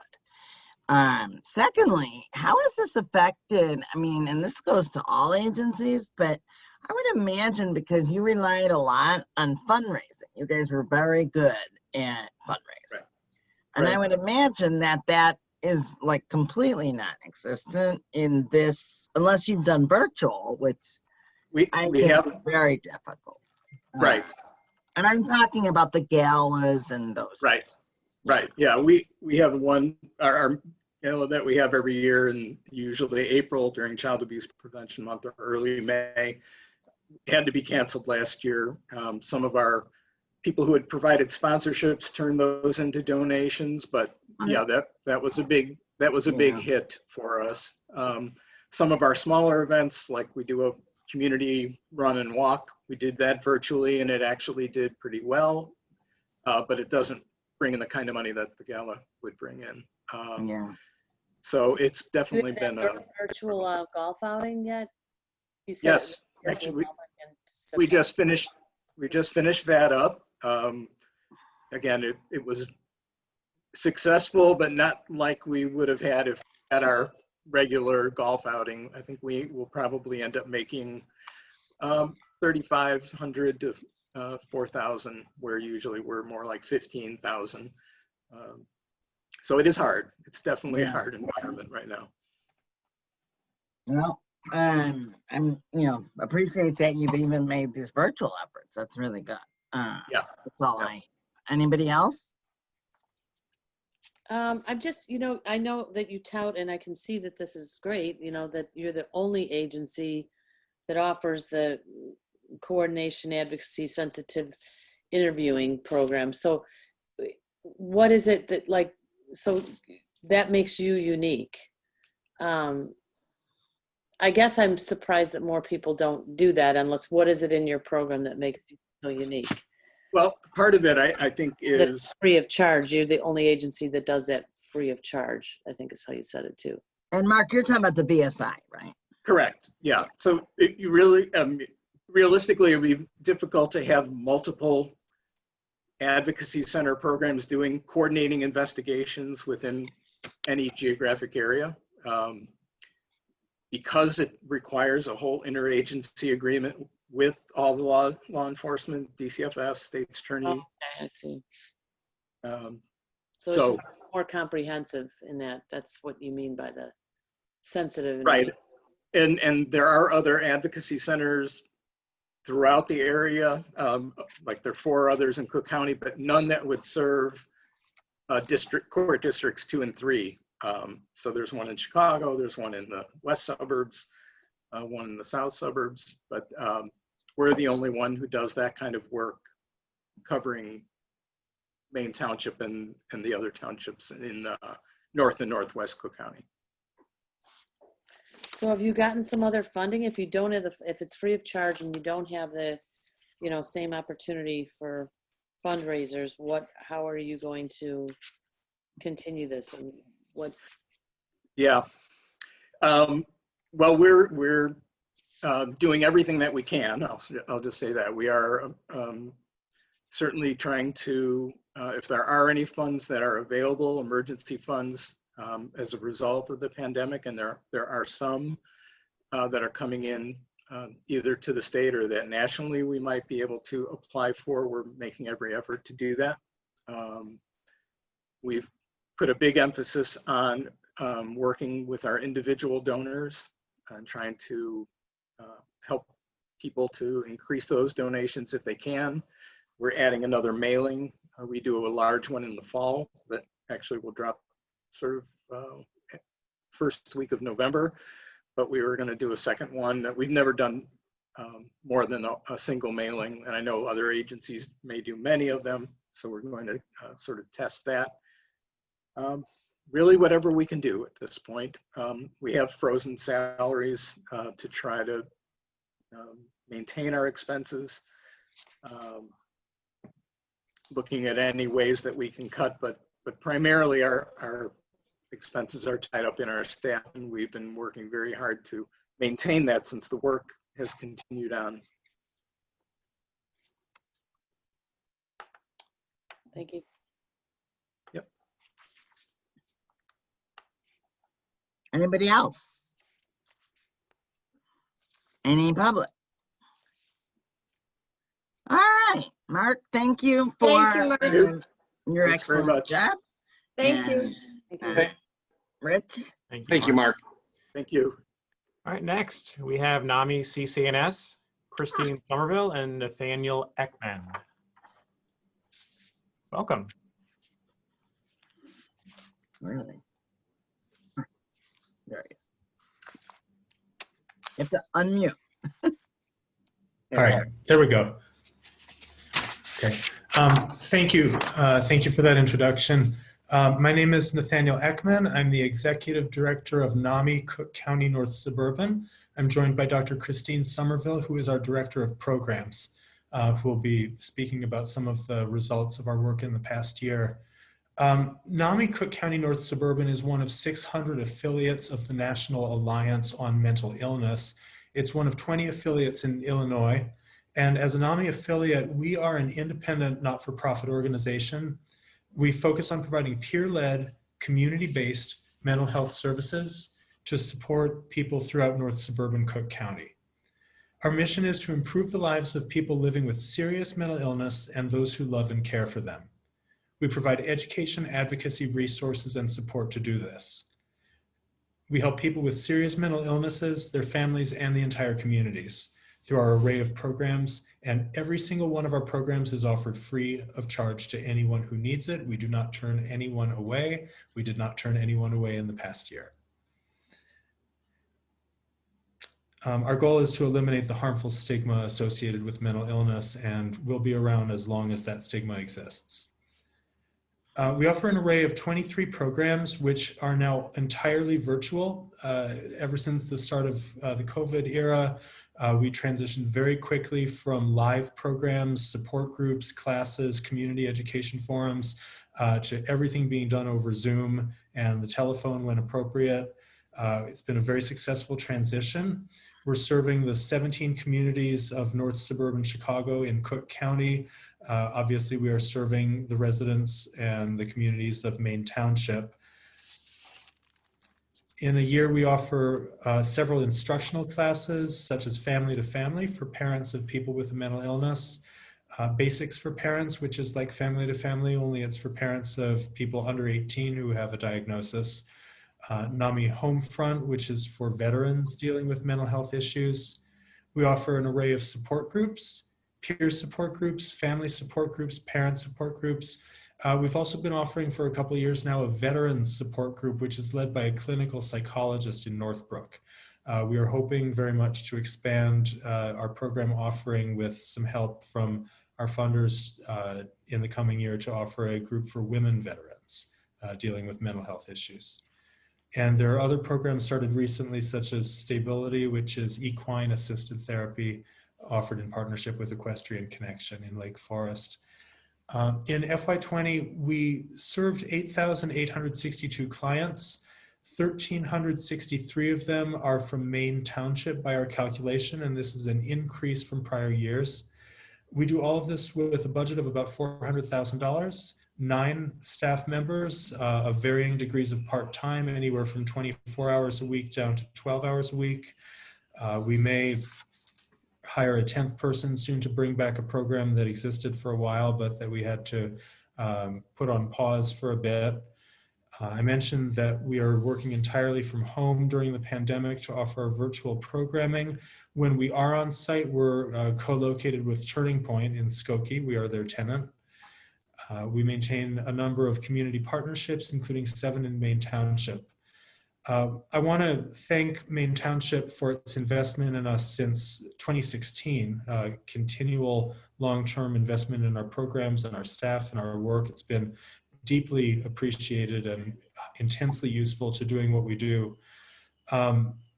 Specifically last year, your grant supported the development and delivery of new programs and services, again, enabling us to offer all services completely free of charge. And we were able to start a couple new programs such as NAMI Chats and NAMI Frontline. I want to give Christine an opportunity to speak about some of what we've done in the past year, so I will turn it over to her at this point. Thank you, Nathaniel, and thank you all for inviting us to come and share our work with you. So our business was going along pretty normal, as most everyone's, until February.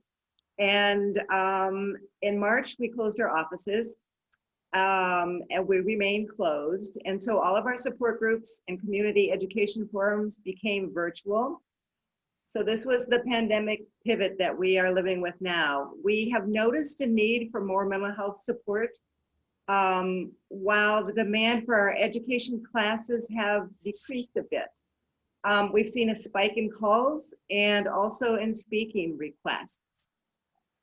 We had a slight increase in the number of family-to-family classes this year. That was the class that Nathaniel was mentioning.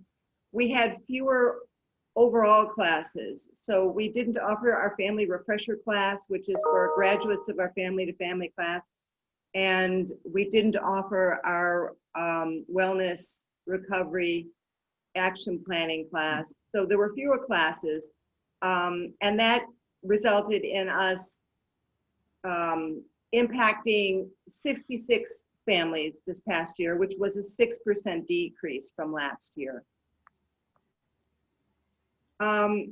We did see a hunger for compassion from those who had not experienced mental distress before, and also those all too familiar with anxiety and depression. We had an increase in the number of our support groups. We impacted 2,251 individuals and families this past year, which represented a 9% increase from last year. We placed a pause on our equine assisted therapy group and actually replaced it with a virtual guided meditation that allowed people to log into Zoom and follow the horses from the stable to the pasture and experience the serenity of those moments. In meeting the challenge of COVID, we expanded our reach. So 15 support group facilitators that are our volunteers became Zoom experts. And we now offer 41 support group meetings each month. We expanded from actually serving 17 communities, including Maine Township, to a national audience. And this was not by design, but it just happened that way, that we now find that at some of our support groups, we see individuals logging in from places like Texas, Colorado, Kentucky, Alabama, and we even had someone from Canada. We also brought our community education programs into your homes. And we did that with many new partners. One of them is Maine Township, which we've worked with before. So an example of some of the programs that we offered via webinar on Zoom were one with Maine Township called What Works for My Mental Health. Youth Speak About Recovery. You might have been a part of that. We had a great audience. I think it was a standing room only audience. So in that large room where we usually meet for this hearing. So it was really well attended. We also had a webinar on major depressive disorder.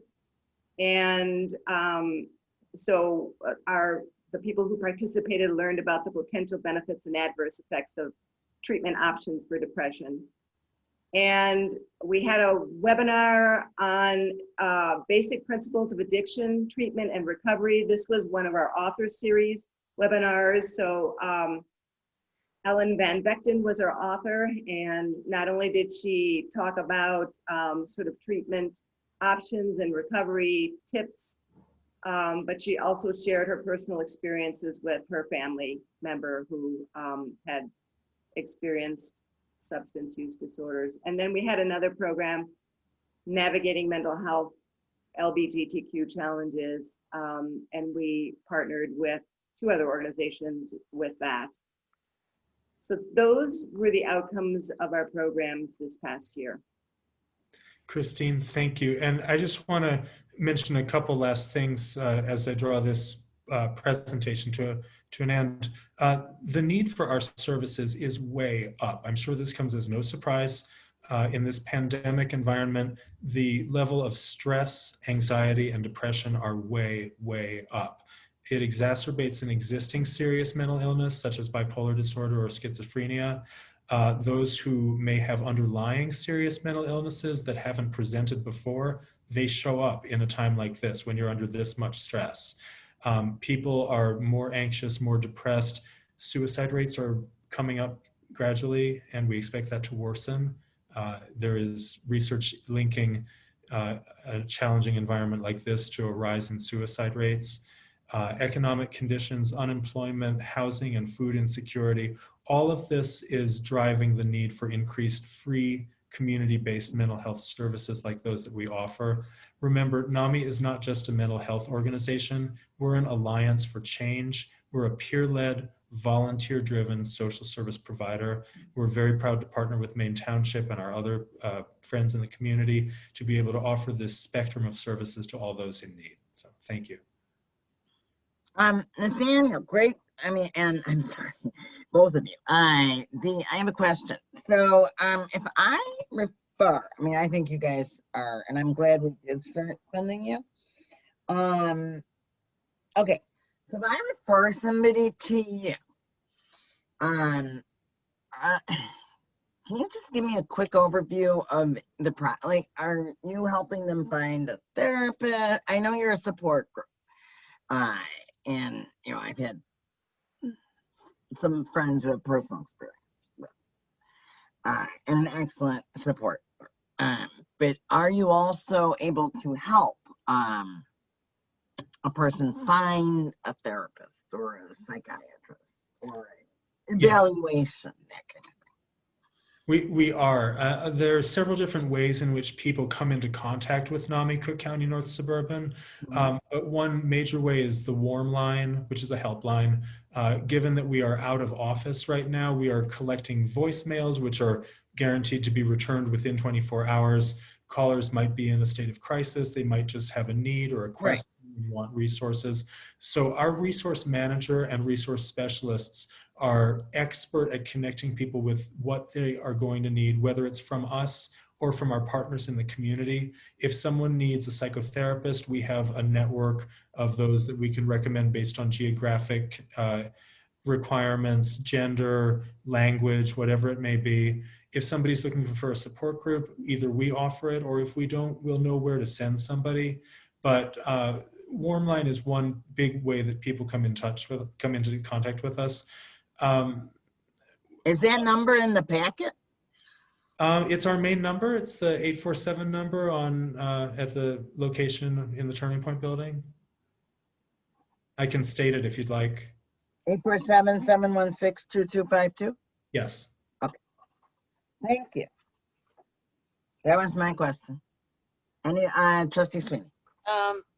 Yes, I noticed that your operating budget is at a deficit or expected to be, and it also includes some events that I don't know if you're actually going to be planning or be able to raise. Can you comment on that? The fun walk, the gala, the annual appeal. Yes, I'll speak to all of that.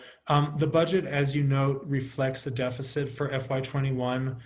Expenses are 409. Revenue is forecasted at, I think, 391 or close to there. Right. That is indeed a gap. We were very conservative in forecasting our revenue from our events in the coming year. And the budget, by the way, was approved in July. So we were already into the COVID environment as we scripted this for the year ahead.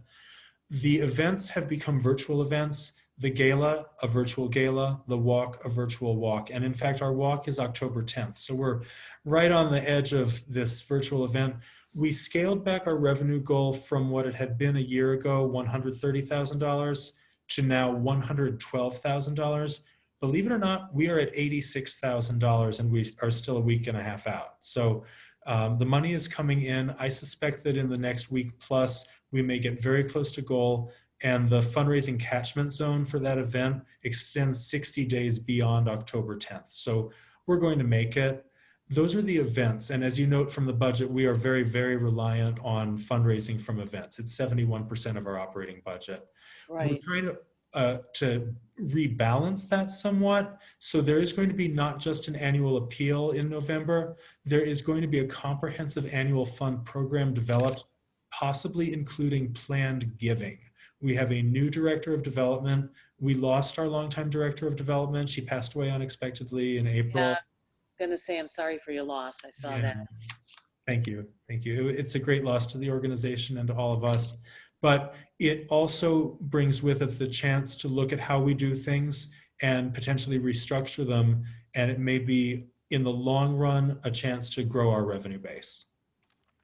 Okay, thank you. And the one other question was just, you said that 6,000 is about 10% of what you actually spend for Maine Township residents. Yeah. So I'm assuming you spend about 60,000 and you're getting 6,000 is what you're asking for. Yes, we're asking for 6,000, which is an increase from the 4,220 that you gave us in the past year. I mean, when we budget for what we would like to get from a grantor, as well as what we need in an entire program year, we do this in a very holistic way. We say, this organization serves this many people. The need is going to go up, especially now. We're going to need to do more new programs, more time, more hours, and we scale up. But yes, you are correct in saying that fits into the approximate share of clients who are in Maine Township. Okay, thank you. Nathaniel and Christine, I just want to thank you for your partnership on the community education event you referenced back on March 3rd, which happened to also share the distinction of our last in-person community education event, because 8 days later, COVID became a global pandemic and we switched to webinars. So also, Christine, you're the first person I had an elbow bump with that night. So thank you for not shaking my hand. You're welcome. And then giving it to you. No, you guys have really, I'm very glad we did. It'll probably be a long time before we pack 104 people in that room. Like we did. No, that was really good. Yeah. Just keep up your good work. Yes. Thank you. Because we do really have a spike in this. No, we really do. The board has recognized that. Recognize it. Yeah, and so I hope that that was helpful. The two different interim grants, if you will. Anybody else? Oh, any public comment? All right. I don't know why. Thank you. Thank you. Take care. Thank you so much, guys. And now you can leave and go to your home, which is the next bedroom. No. Thank you. Much easier this way. Thank you. Yeah, it is. Rich? All right, next up we have Grace Lipscomb from Search Inc.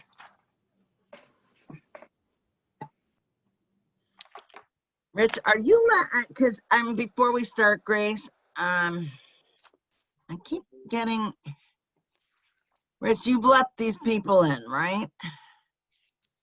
Which people? The last person I had was Bruce. Yes, I let Bruce in. Okay. All right. So when I get a ding, it's hard to tell because, okay. I'm sorry. Hello. Hello. Grace actually is not here tonight. She's our development assistant, but I will introduce us so everybody knows who's here from Search.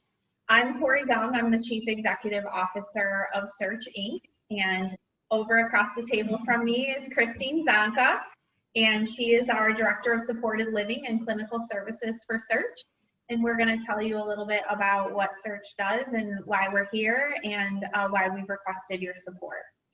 So thank you so much for offering us the opportunity to talk tonight.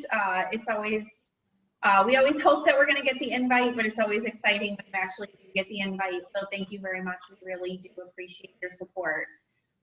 We have been funded by Maine Township since 2017, so we really do thank you for your ongoing support. Some of you may know that we are a nonprofit organization that serves adults with intellectual disabilities. We are situated in many communities, including Maine Township communities. We currently provide supported living services, adult learning opportunities, job training, behavioral health services for people with disabilities, medical services for people with intellectual disabilities, and home-based services. Each year we serve about 500 individuals and their families at all of our locations. As you'll see from our application, we are requesting support for one specific residence within Maine Township that serves 6 gentlemen. Our mission is to empower the people we serve to participate fully in their communities. That's why we operate approximately 30 group homes for people with disabilities that range anywhere from 4 to 8 residents each. Those homes are staffed with 24/7 shift staff who provide support for everyone who lives in the home. That may be activities of daily living, community integration activities, whatever you and I are doing in our homes, we provide the support so our folks with disabilities are able to do that too. Prior to the pandemic and even now, we have a strong focus on community integration. We want our folks out in the community. They deserve to be out in the community like you and I are, and frequenting their businesses and going shopping and enjoying takeout food and doing all of the things that we do. And so by empowering our folks to live integrated lives, obviously there are additional expenses that come with that that are not covered through the state funding that we receive through the Medicaid waiver. So Christine's going to provide a little bit of background on the specific home that we're asking for support for, and then I will elaborate on the request that was made for the gentleman that. Our home in Morton Grove serves 6 gentlemen with intellectual disabilities. Their age range is 32 to 59 years old. Most of the individuals have secondary diagnoses that would include diagnoses like autism or epilepsy. And the majority of these individuals are in the severe or profound range of intellectual disabilities. I'm sorry, did you have a question? No, somebody I was letting in the waiting room. Oh, okay. The men who live at Oriole also have visual impairments, explosive disorders, seizure disorders, and mood disorders. As you can imagine, the individuals require, extensive support to get them out into the community and through all walks of everyday life. They all have previously lived in a state-op institution. So that's the great thing about what we get to do is take individuals out of an institutional setting, put them into a community with full support, and allow them to live lives just like we do in the community alongside them. I'm going to keep going. So what we've requested this year, and I will speak a little bit about the shift in our community integration activities during the threat of COVID, but we are requesting $2,500 in support of the community integration activities that we're facilitating on behalf of the home that's situated on Oriole. Pre-COVID, the men at the home were participating in 8 to 12 outings per month, and that's just an average, but about 8 to 12 outings per month, which included everything from educational activities, park district activities, eating out, going to the mall, whatever it may be. And so, however, due to COVID-19 and the population that we serve, which is at an extreme risk of severe complications from COVID-19, we have transitioned a lot of our community integration activities to a virtual platform. And so what we're trying to do is bring the community into their home as best we can. So that may be everything from taking them on a virtual tour of a museum, allowing them to participate in challenges with some of our other homes, which can be a walking challenge where we're asking them how many steps can they get in the week and compare it to our other 29 homes. All types of activities where people aren't just isolated within their homes, but they can continue to be connected to the community. We're running book clubs, Zumba classes, art classes, and are averaging about 15 virtual events every week for about 60 virtual events a month. These individuals that are participating in virtual events, as you can imagine, require a lot of support to do so, and they also require additional technologies to participate as well. So what we're asking is specifically to fund the virtual activities and other things that we're doing to bring the community into the home. We do work with the Maine Association of Special Rec in getting our folks to participate in special recreation activities. And as special rec activities have opened up, we are working to bring some of our clients into those activities in a socially distanced setting so we can get some people out into their communities as much as possible. But unfortunately, because of the risks involved, we do have to bring most of our programming into our homes right now. To speak a little bit about what the Oriole House has been doing specifically, even though they're not physically going out, we started a weekly takeout initiative where we want them to be experiencing different culinary experiences and allowing them to have takeout meals since they can't go out to their favorite restaurants and enjoy eating in the community. We're also looking for small businesses for those small meals and those activities, whether it's within the Maine Township location or all of our group homes. We really try to support small businesses when we're looking at our virtual activities because we know that they need the support as much as we do. So if we're going to spend the money on pizza, we're going to do it somewhere that we can support a local business as well. Our guys are also less than 2 blocks away from a park, which we're very fortunate for, so they are enjoying the beautiful parks within the Maine Township Park District as well. So the expenses that this would be covering are certainly direct expenses, technology, supplies, and honestly, most importantly, we have 2 staff that are running these virtual activities. You can imagine that 60 virtual activities a month for 30 group homes is quite an undertaking. And so we have staff that, 2 staff full-time that are really working on offering robust community integration options for our folks. So the $2,500 of support would help fund sort of a small portion of those staff salaries that equates to the portion that covers our Oriole home as well. Thank you again for the opportunity. I'm happy to answer any questions or provide additional information that you're looking for. Thank you. Dana. I have 2 questions. The first one, if I'm looking at it right in your budget, it looks like just in salaries and wages alone is about almost $13 million. Am I reading that right? You are. So I guess my question is, how many staff do you have that works for your company? In total? I'm sorry? Are you asking how many staff in total or just at the Oriole House? In total. Okay, yeah, so we employ about 305 staff total throughout the organization. That includes about 260 direct support staff. And then our administrative staff on top of that, because a large portion of our programming is 24/7 within our homes. Each home can have up to 4, 5, 6 staff that work around the clock on shifts, depending on kind of the needs of the home. But all of our homes are staffed 24/7, including overnight. Okay, and are most of those full-time or part-time, or is it split, or do you know? Sure.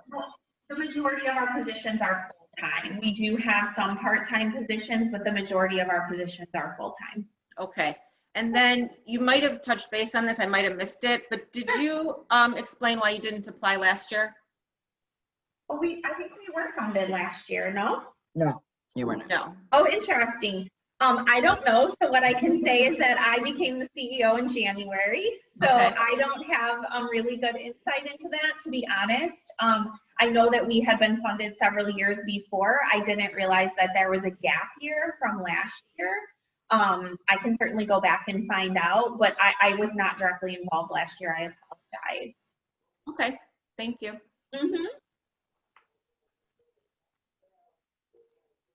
Anybody else? Going on. All right. Thank you. Thank you so much. Thank you. Thank you. Thank you. Rick. I was on mute. Can I just ask one quick question? Oh, absolutely. I'm sorry. I did you say I was 6? just clicking leave. You just got me. Sorry. I think you said 50.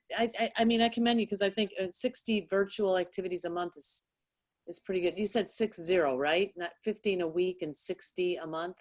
That's correct. Yeah. Okay. Yeah. And we had to build that program out of nothing because. And that's just for these 6 men, right? These 6. No, that's for 30 homes. For the 30 homes. Right.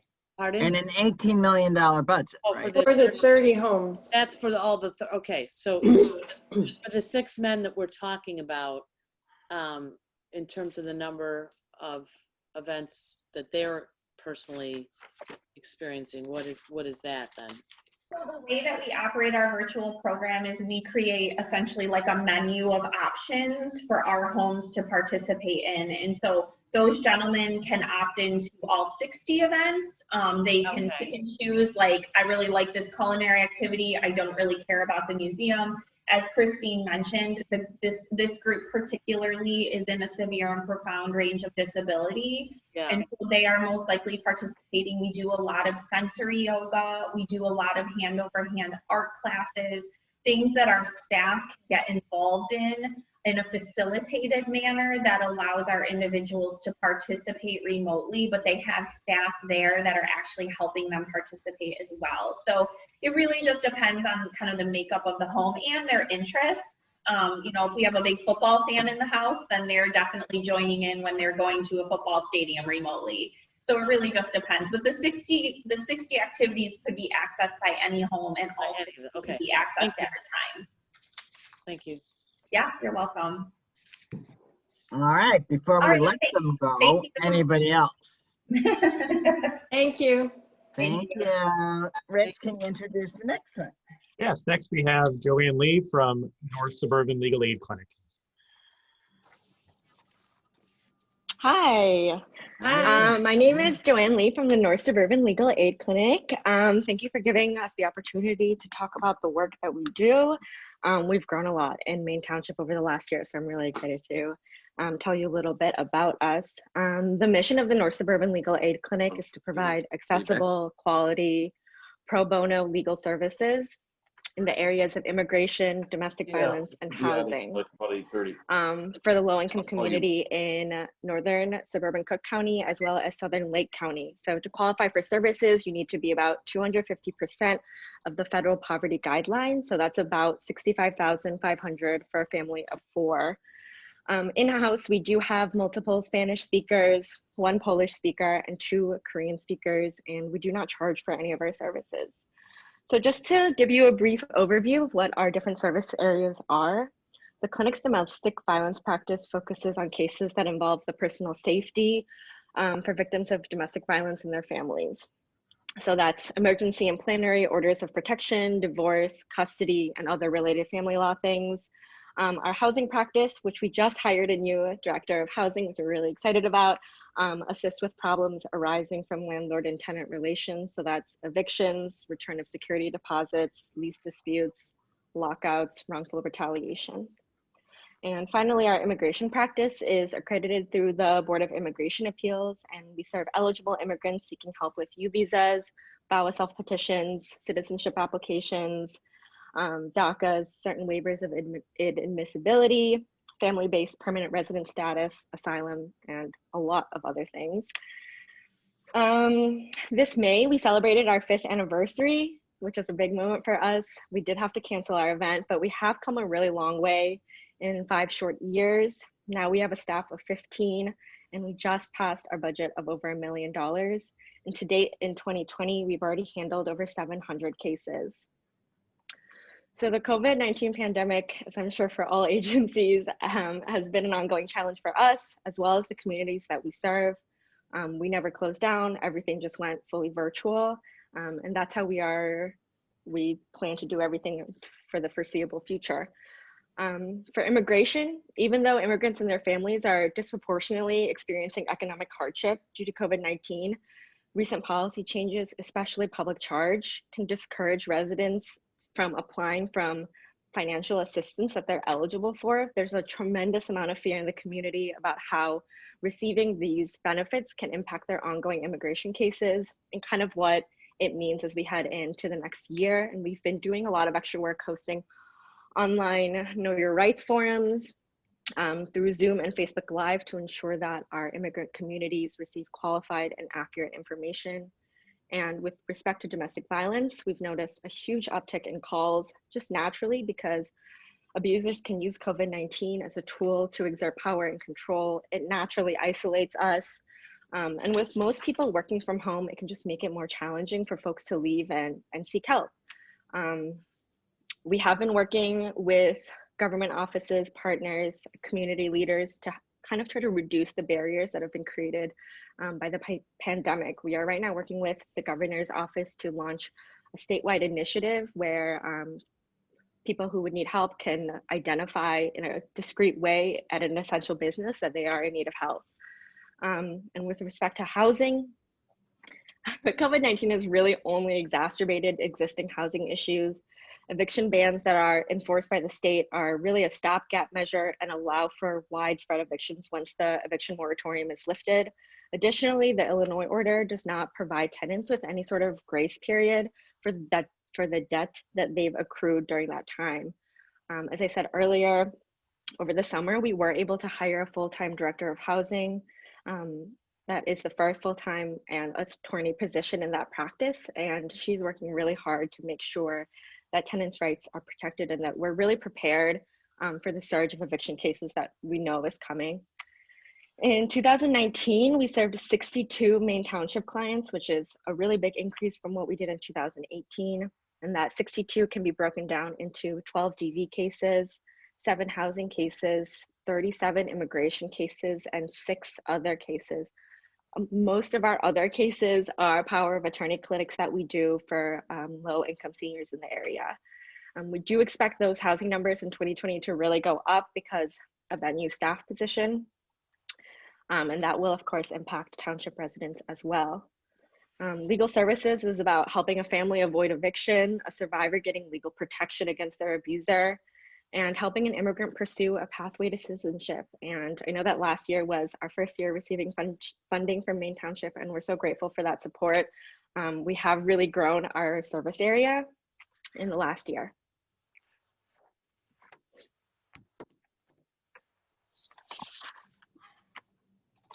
Anybody have any questions? I have a question.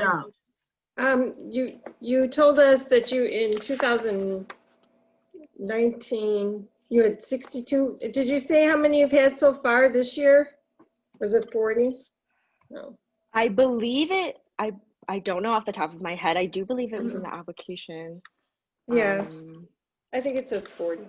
The Okay. application says 62 unduplicated Maine Township clients. For 2019. Oh, right. Yeah. That's okay.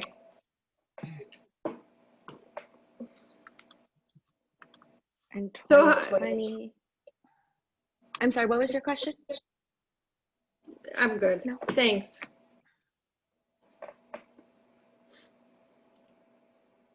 Anybody else? Any public participation? All right. So, No questions, huh? We very much appreciate you taking the time. And if nobody has any further questions, then we will let you also leave this meeting. And have a good evening. Have a good evening. Bye. Thank you. Thank you. Thank you. Bye-bye. All right, Rich. All right. Next up, we have Bruce Seawick from Leiden Family Service and Mental Health Center. Welcome, Bruce.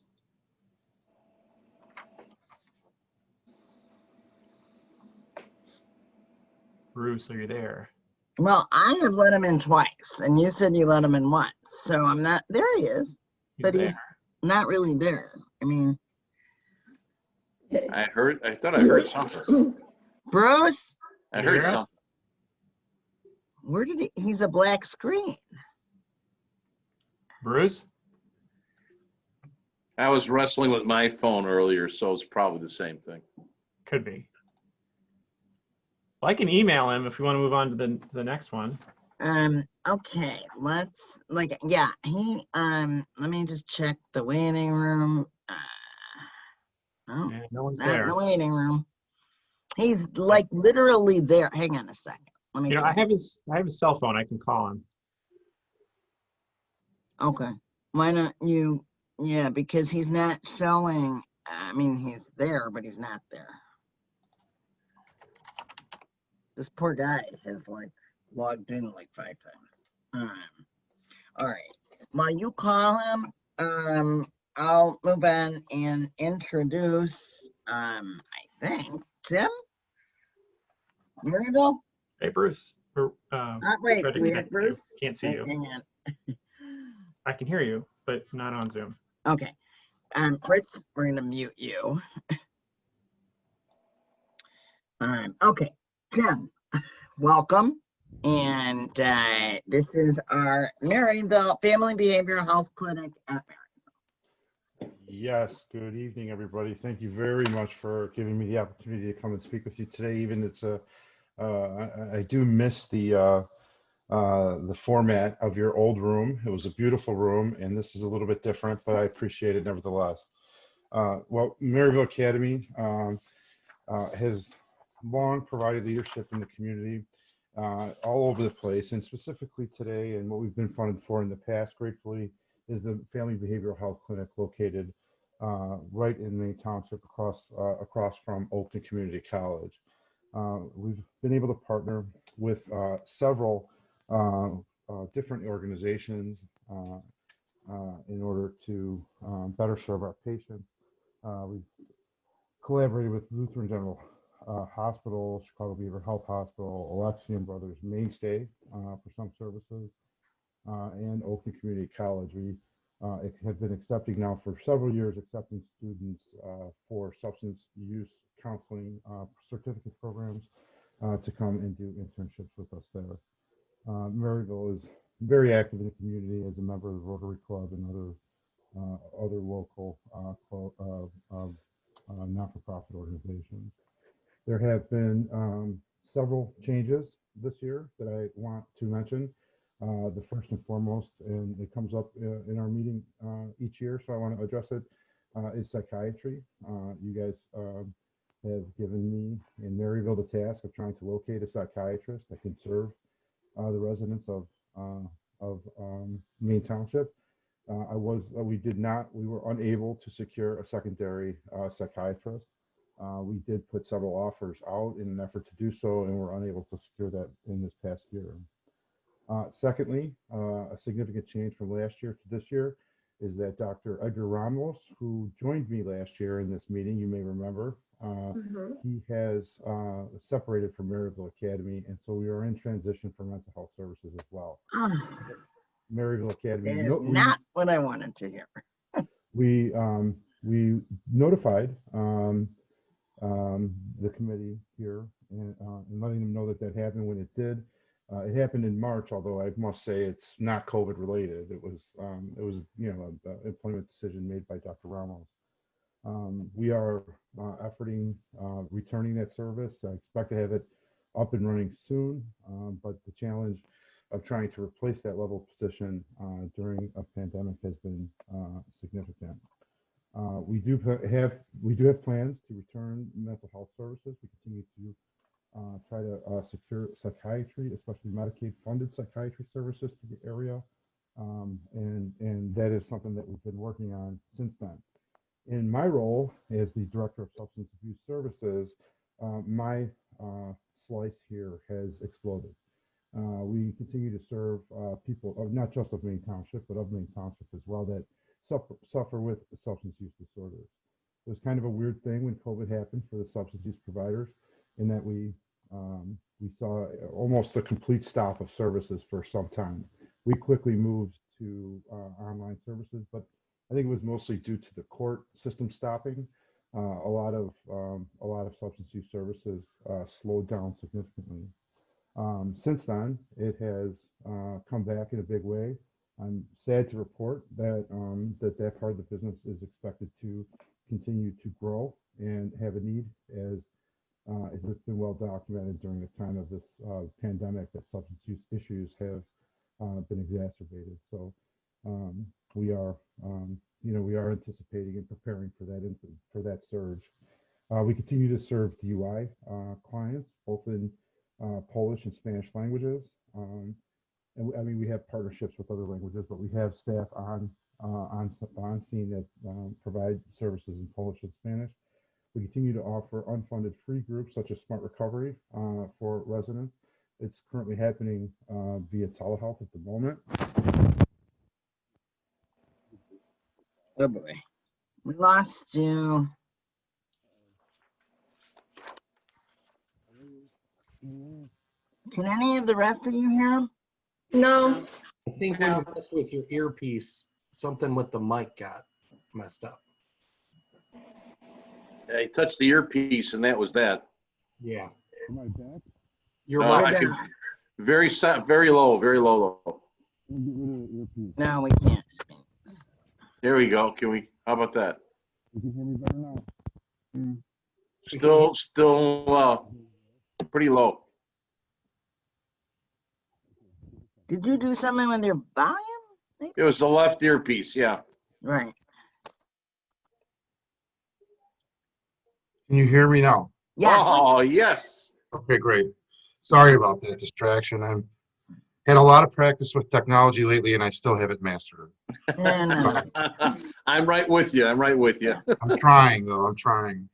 And so I think maybe the last you heard was when we were talking about the virtual migration to telehealth. We were able to do that really quickly and be up and ready for services. We continue to expand this year and from the substance use disorder recovery part of our clinic. We're looking to expand into recovery support services, which is a relatively new area that the state has funded, but also allowed us to be able to provide. We don't have funding from the state for that yet, but we are looking to provide the service regardless. The clinic is primarily a Medicaid clinic, which leaves a significant deficit from the services provided to the return of our encounter, paid encounters. We do not turn away patients. We haven't, and we won't, as we continue to reestablish our mental health presence and continue to work for a Medicaid psychiatrist presence. We are also offering anger management class for the court, although that service also has dried up as the court system has slowed significantly. As I mentioned, and I don't know if you've heard this part or if I went out in this part, we are anticipating a significant increase in substance use services, and therefore we would like very much to continue to work with the township in terms of being funded and having those services available to the fine people of Maine Township. With that, I just want to say that I'm super grateful. We've been funded by you guys for a long time now, and we are so very, very grateful for that partnership. It's done a lot in terms of bringing services to patients that otherwise wouldn't have them. And so we really want to just thank you for that, and I'll take any questions that you might have. So I do have a couple questions. I don't think it was COVID related that you didn't have a psychiatrist. We were told you had no psychiatrist like well before that. In last year's funding and the previous year's funding, because you were looking and nobody. Do you remember you were looking for a receptionist and a psychiatrist? You Right. did finally get a receptionist. Did. And you didn't get a psychiatrist. So at least that's what you said. And I think Susan. Yeah, that's true. Yes, ma'am. Right. So you said this Dr. Roman thing was a result of COVID, but it was, I mean, Non-COVID related. it was. I'm sorry if I misspoke, Sam. I meant what I meant to say was it was not. It happened at the same time that the pandemic happened, but it was not related to COVID. Right. Yeah, Was you he a did say that. psychiatrist? No, not a psychiatrist. Our psychologist, that was Dr. Ramos, who met with you and me last year at this time. He left, but I just wanted to make sure to make it clear Well, that now we have neither, though. That's sort of what I'm at the getting. moment we have neither. That's true. Okay, so that's an issue. I'm just, gonna be honest here. Given that it's been very, very difficult for you guys to find a psychiatrist, do you have any leads on a psychologist?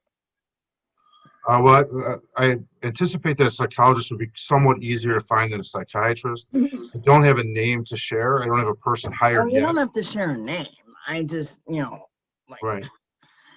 I mean, if this happened back in March, am I correct? I mean, hopefully you guys have been working on this since then. Yes, we have been working on this, and we have not located the right future employee. but we have been working on this situation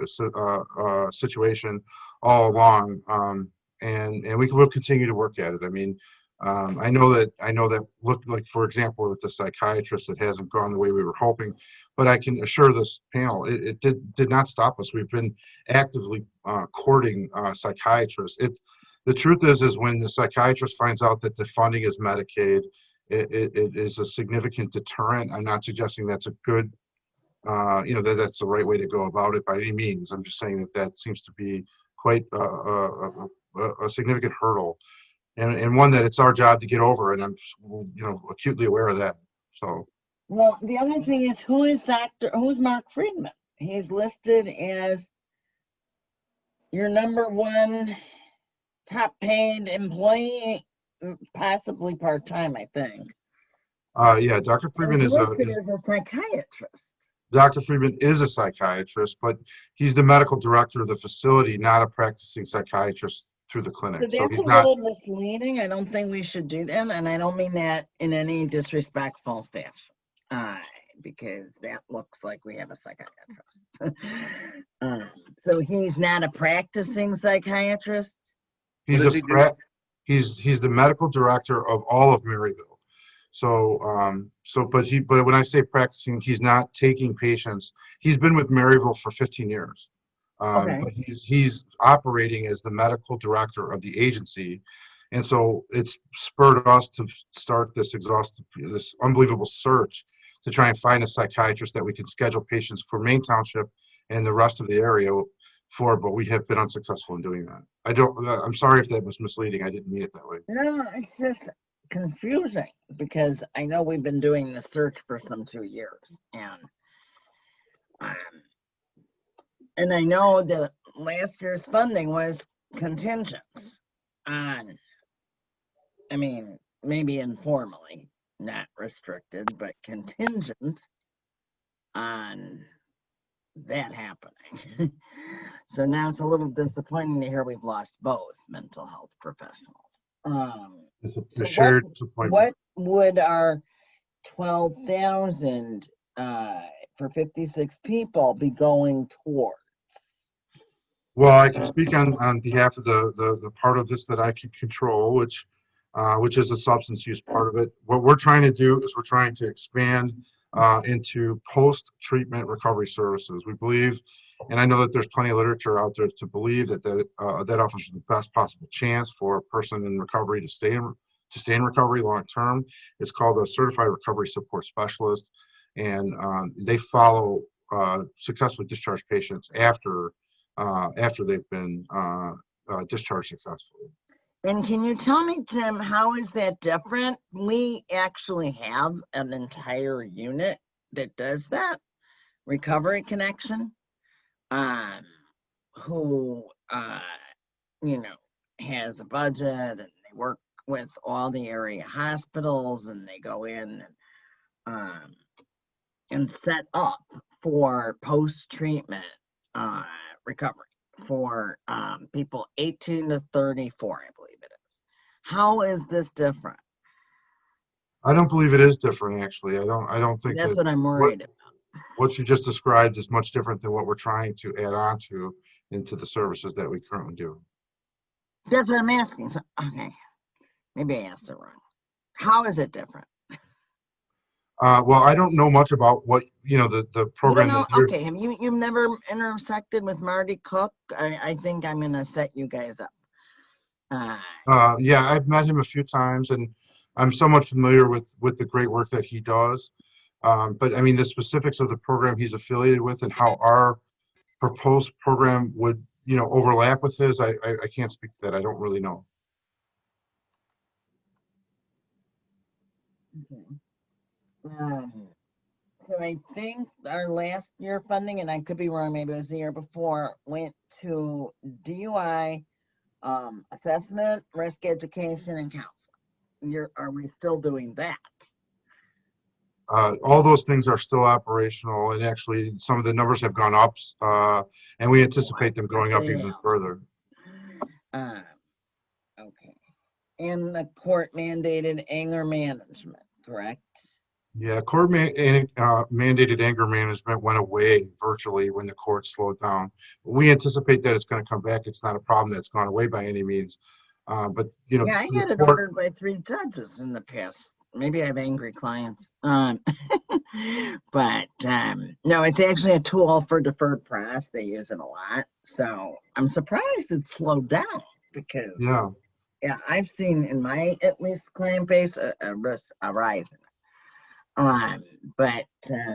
Yeah, I mean, and I don't mean to put you on the spot. It's just I really like your group, and I'm just really want. I understand, and it's just important for me to be upfront with what's Oh, happened. I And appreciate. you know, we were honest every year and telling you what Yeah. struggles we've had, and that good plan to continue to do that. Is that what accounts for the reduction in the? Oh no, you didn't reduce the. Well, you did reduce the request. Is that what accounts for the reduction in the request? There's a reduction in available services. I didn't myself write the request, but I'm assuming that makes the stance a reason for me. Oh yeah, I mean it's half of what you requested last time. That approximately lines up with the reduction in services from last year. Last year, 92 individual Maine Township clients were served, and that's been reduced by almost half this year. Well, it also should account for not having any mental health. I mean, you can't refer to any mental health, right? No, when we do have mental health referrals come through, and of course, since we did mental health for years there, we certainly still get those phone calls. We actually often refer them to Maine Township, Mainstay. But we've been, you know, I mean, we recognize that there continues to be a need here. I mean, there's no question about that. But we just, you know, it was kind of sudden the way it ended with very little notice, and then it happened right in the beginning of a pandemic, which required 1,000 other things to happen. So that none of that is an excuse. You know, Maryville's just out front with what's going on, and it won't be long before we offer mental health there again. But I don't want to, you know, I don't want to get involved in a contingency like before. I'm just saying that I know that we're working towards that end. Okay. Well, I appreciate your honesty. Does anybody else have any questions? John, thank you for the work you do. Yes, Thank very you much. for the kind Very words. much appreciate it. Oh, And wait. it's a great looking I do have cat a you have question. behind you, sir. Do you There you do go. Yes, the thank DUI you. assess? I'm sorry, I do have a question. Do you do the DUI assessment? We do. You're a certified CSI or CIS. Yeah, Central State. Yeah, we are listed on Central State as a partner. We do all 3 of the 4 risk classifications. We don't have a residential, so we're not doing the high risk, but we're doing the rest of it.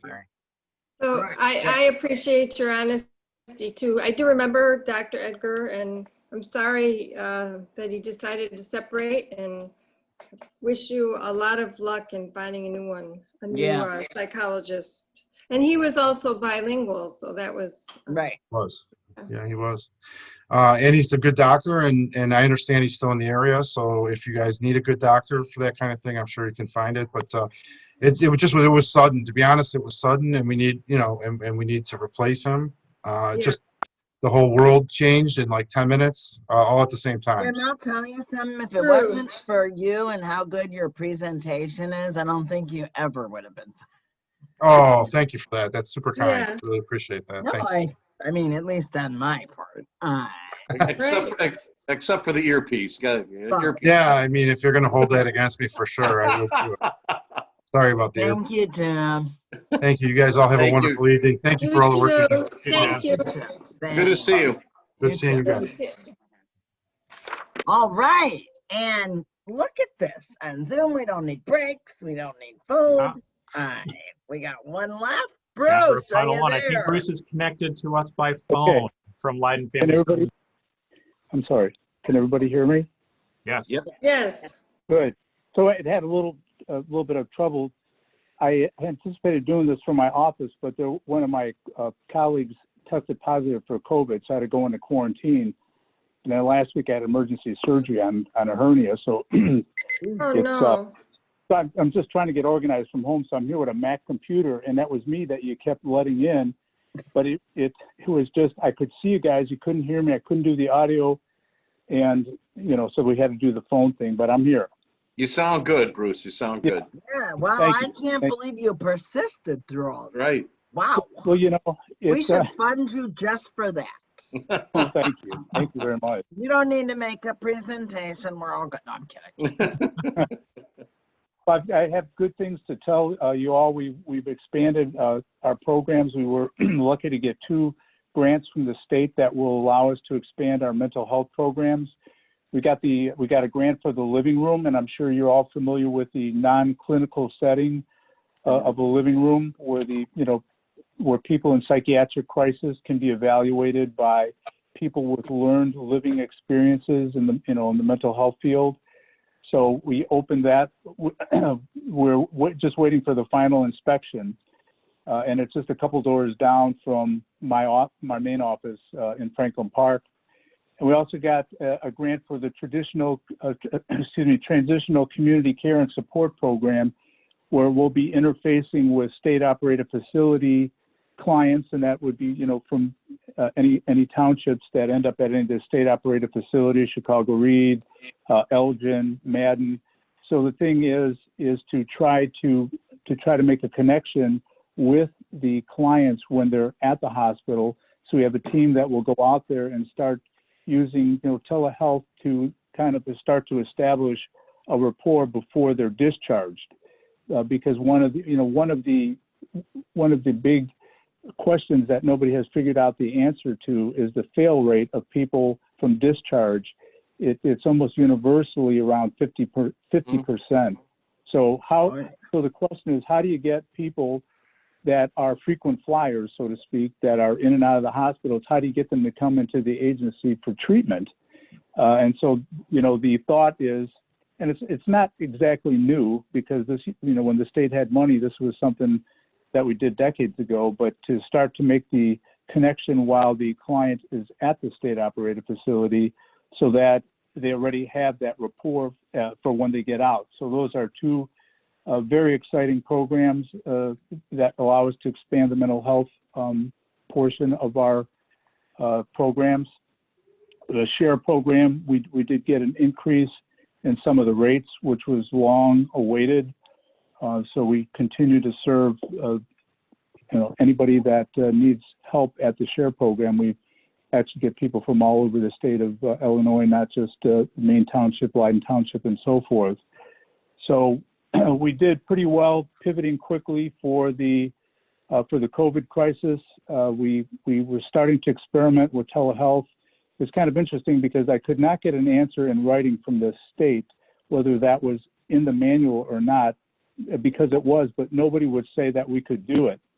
So we started to experiment with it, and then COVID hit, and now everybody's doing it. So we had kind of a leg up, and found out the clients are pretty, that decreased the failure rates of the therapeutic appointments.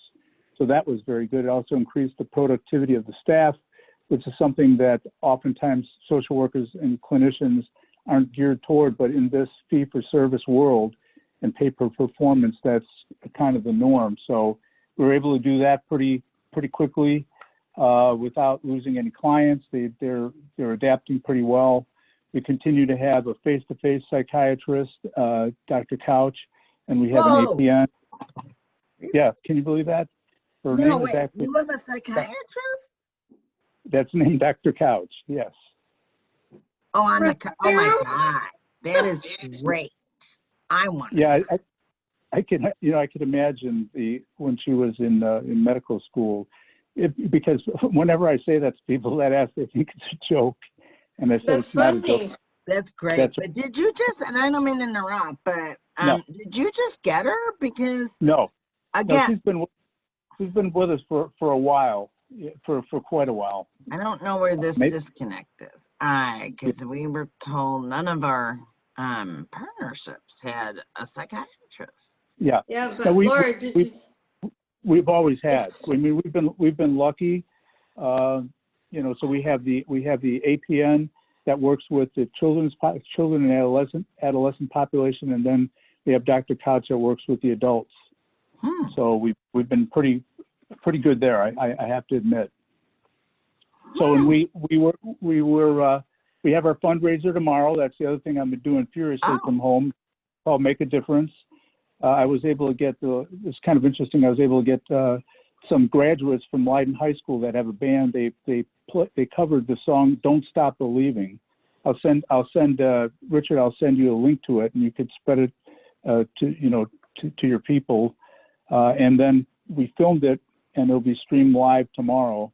So I've been pretty much working that avenue of it actually all year, because the fundraiser is not just close to fundraising, it's all year. So we were able to get people that had given us money in the past have sent us the same amount of money in the mail or donated on our site. So that's been very, very encouraging. We had one of our clients' moms talk about what it was to get services at Leiden Family Service when she first experienced mental illness symptoms, and he kind of started getting a little not exactly violent, but not trusting his parents. And so I think it's a very powerful message, that it's 23 minutes long, just enough to get everybody's attention, hopefully open up their pocketbooks.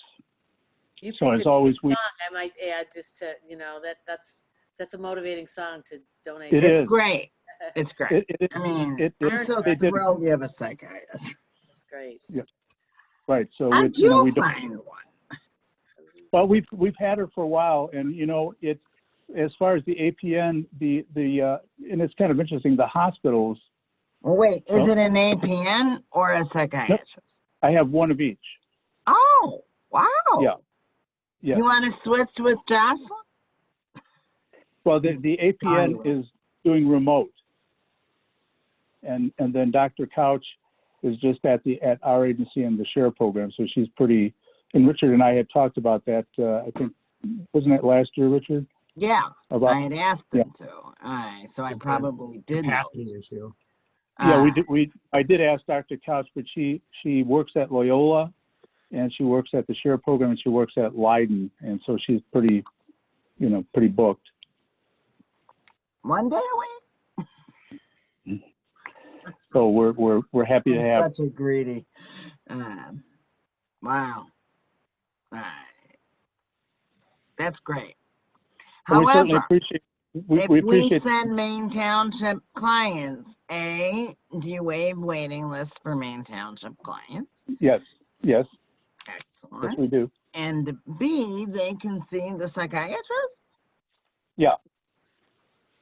Wow. Yep.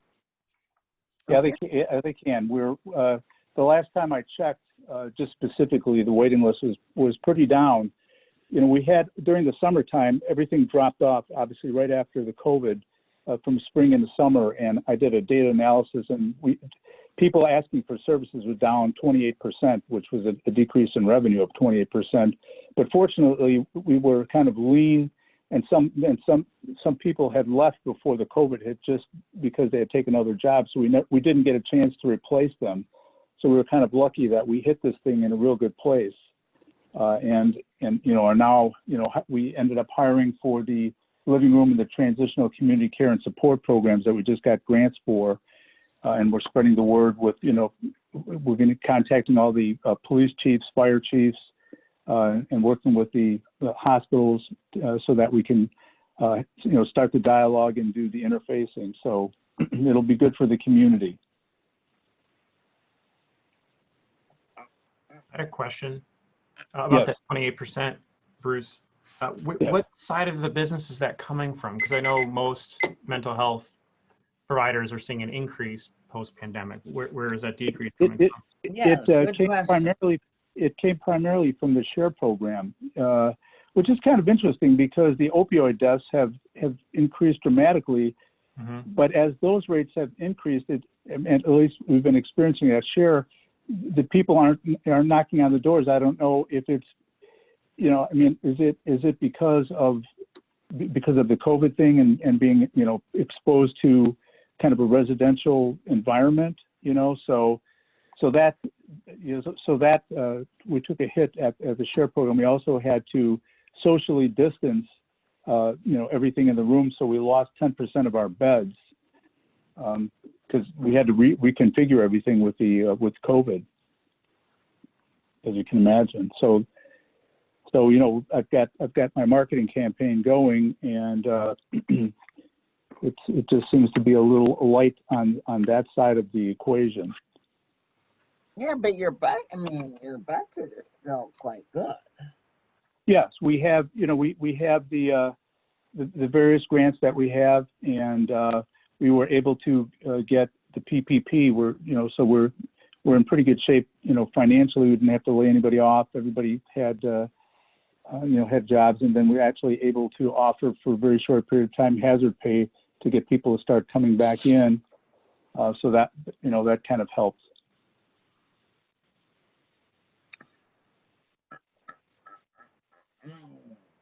Thoroughly. I have no questions. I don't either. And frankly, I think, you know, we've always, you know, starting when Fran left and we split up, you know, in my opinion, you know, I think you guys have demonstrated, you know, you and Jocelyn, a commitment to this, you know, and you have a psychiatrist. You know, we get around. I'm sorry. I get around. So I said I get around, so we make sure we've got those bases covered. Yeah, no, I mean, I need to set you up with the last person and help him figure it out. But no, I know it's there's a shortage of psychiatrists. I know that. But somehow you did it. Yep.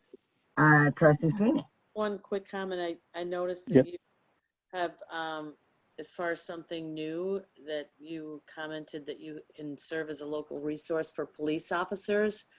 So yes, with the living room. So that's terrific. Some other yes, source for them. That is terrific. Well, the thing that makes it unique is the model is, you know, the first time psychiatric hospitalization when somebody's psychotic is very traumatic. It's as we all know, it's not a help, you know, it's not a spa.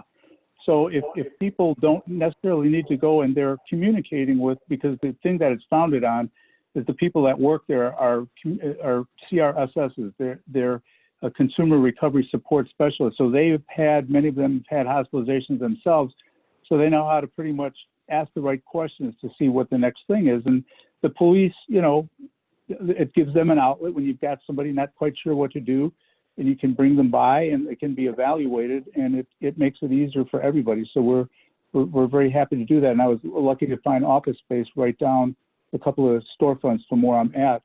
So I've been able to, you know, keep my fingers in that too, because it's a nice thing. So, how does somebody refer somebody, you know, who is in need of an inpatient psychiatric, you know, to you? Well, if somebody needs inpatient psychiatric, they would call essentially the crisis line that we have, and then the crisis line would give the call to one of our mobile crisis people who would do, it would be a live handoff. So they would take the call, then evaluate whether they need to evaluate for hospitalization or not.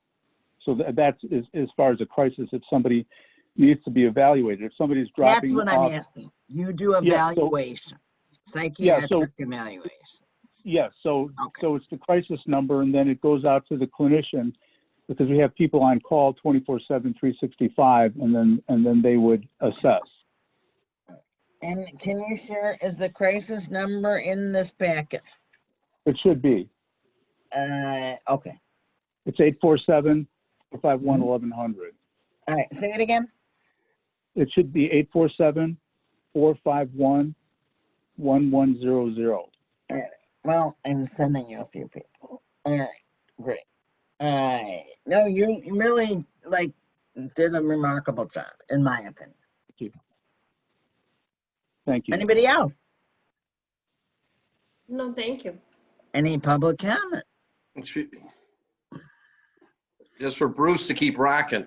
Absolutely. I mean, honestly, We should have an agency funding teaching day. Like how to teach, how to do. Really good job. Thank you. Thank you very much. I needed that. No, The best news you've been, I've I had mean, I cannot believe you persisted through this. Go, go, go, and feel better and go. Thank you. Thank you so much. Have a good evening, everyone. You too. Take care, Bruce. Thank you. Bye-bye. Good night. All right, Good night. now I think we're just us. So I'm gonna announce that I'm gonna be calling a special meeting. And I want everybody to look at their calendars. You have to do it now. I'm gonna send an email. The available dates were October 13 or 14 because we have, agency funding. We have, and it's because I think we need a separate date to vote and discuss the EO compensation. We have an incredible October agenda, like absolutely incredible, and I want all sides to get a, so as well as some of the things that have been going on.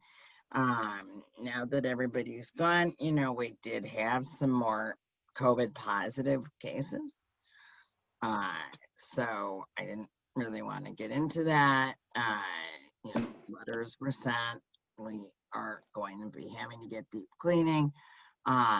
We did submit our FEMA bill, and this is all just discussion. So, and we also found out today that initially Cook County was not going to give any money, and they changed their mind. So they've already told us, and Vicki participated in the seminar. Love your cat, Viasia. Yeah, I think my cat now is noticing your cat, Viasia. Yeah, I should have my cat. Hey, yourself but I'm back at there. the office. So we are going to be able to get 5,000 from Cook County, which, while much less than the FEMA amount, is still something. And thanks to Vicki is going to do all the supporting documentation. Her and Dana have been great at this. In any event, instead, we're gonna that is another item that's gonna be on the agenda to have. I'm gonna see if we can have some type of, I don't know, policy where if more than one person tests positive, then we have to deep clean and allow work from home until they deep clean. That's something I'm thinking about. So the food pantry is going to be thoroughly cleaned out. Also, because the weather has changed, we closed the tent. This week was a no-go, and next week is supposed to be equally cold. So there's then it's not, and we didn't pay October's, so I think you guys tabled that till the spring. So those were my announcements. Did you, okay, just to understand, because I know you said you're closing tomorrow when people are working from home. Is it because there's another yes break that just happened? Yes. Okay, Yes. so this is something new. And then it's going to be closed a certain department, or you're opening Monday again, or? Oh yeah, no, we'll be open Monday. It's just that we're Right. gonna stop the senior outside programs in the tent. No, I'm asking about deep cleaning due to COVID because. Oh, that will happen on Saturday, early Saturday morning. Well, why are they off work tomorrow then? Working from home tomorrow because there's several cases of COVID, and Oh, because you had started, I wrote my notes, you said you're actually deep cleaning starting tomorrow and Saturday. well, the deep cleaning is, we had tried for tomorrow, and yeah, it is. It's there. the earliest we could get, we tried for tomorrow, the earliest we can get is 9 a.m. But I'm also bringing somebody in to open for them who was not available, and they're going to be available because they're very nice. But it's really because we had another positive. Yeah, I didn't want to say that in front of all these people. Right. I think we thought too that it was best just to get everyone out of the building once we found that we had a second case. Yeah. So the beeline cleaning is coming Saturday morning. And we got a and then, discount. I haggled like my nature, and if anybody says a word, you're not allowed to. But I got it down from 25 to 18. Actually, it was Doreen who got it down. But what I'm thinking, and that's what I want to put in a special, meeting along with the EO, is that we do an RFP for this, or buy a fogger. I mean, the schools are, Doreen is researching right now. If any of you, know a company, a place that sells these foggers, feel free. There was a chess club that was on Park Ridge Concerned Homeowner that the guy used his fogger every night and had in-person chess. And so I'm thinking that's what the schools use, because they're going back. And so they have to be cleaning somehow. And also we, the temperature checks, we are absolutely doing that. We're gonna add to that some, COVID questions like you get at the doctor's office. I think that was Trustee Sweeney's idea. At least from what I read in the minutes. Well, thank Doreen for being our tough negotiator. Oh yeah, absolutely. I was like, if we spend 20, and then the problem, people, we can't mandate what anybody does. Is that what you're saying? I don't know what you're referring to. It was 2,500 to 1,500. Is that what you? No, 2,500 is their price. That's what you've been paying for each deep cleaning. Okay. I got Doreen at my request because I said we are like such a frequent freaking flyer. I think it's the fourth time and they are in close quarters, but they've all been following all the mandates. Yeah. But you can't mandate what people do off duty. Mm-hmm. Yeah. And that's the problem. So Doreen got them to, one of the delays was because, they're a company that, they have to get a crew, and, like the owner had to give us the discount. So. We're all going back Monday. Everything's opening. Yeah, everything's open Monday. We just couldn't risk at our lawyer's suggestion. We just couldn't risk another person,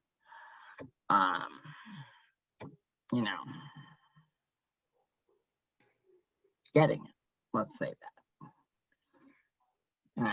At least this outbreak, if you will, is 2 rather than 3. But still, I'd really like to pursue,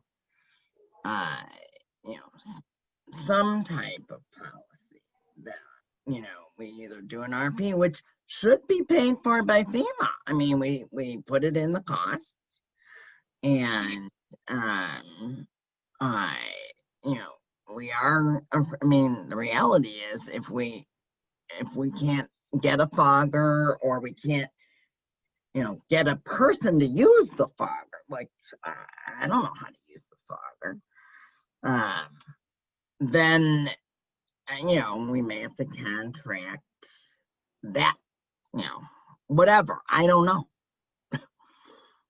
So Doreen is researching various, and I have her calling Jennifer Bova, who did a, really great drop off at our food pantry.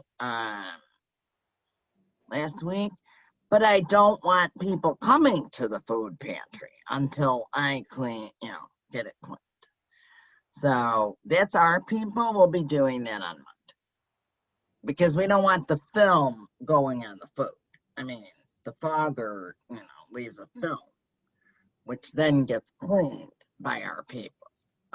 And you can't put that fogger on the food. In fact, one of the things they have to do to get ready for the cleaning is get all food items out. Everything off your desk and whatnot. So that's the story. Thank you. Thank you. All right. So if you can look at your schedules, I just think it will help the October 27th meeting. I'm also open to the following week. Doesn't have to be a Tuesday. Our attorney is not available on October 21st, which was a date I had suggested, but any other date that week that might work for you. Sometimes giving too many choices. I'm available either the 13th or the 14th. Okay. Yeah, if you could just send out the dates, Laura. I will. And I'll send, the actual thing. Good. I just wanted to let you know as soon as possible. It's good seeing you. Good seeing everybody. You too. Everybody, I am now asking for, well, I don't think we need it. Well, it's a meeting. Motion to adjourn. Second. Well, Having a motion and second, I'm assuming everybody's in favor. yes, aye. Bye. All right. Meeting adjourned. Thank you guys. Good job. Bye. Thank you. Good night, everyone. Bye. Good night. Bye.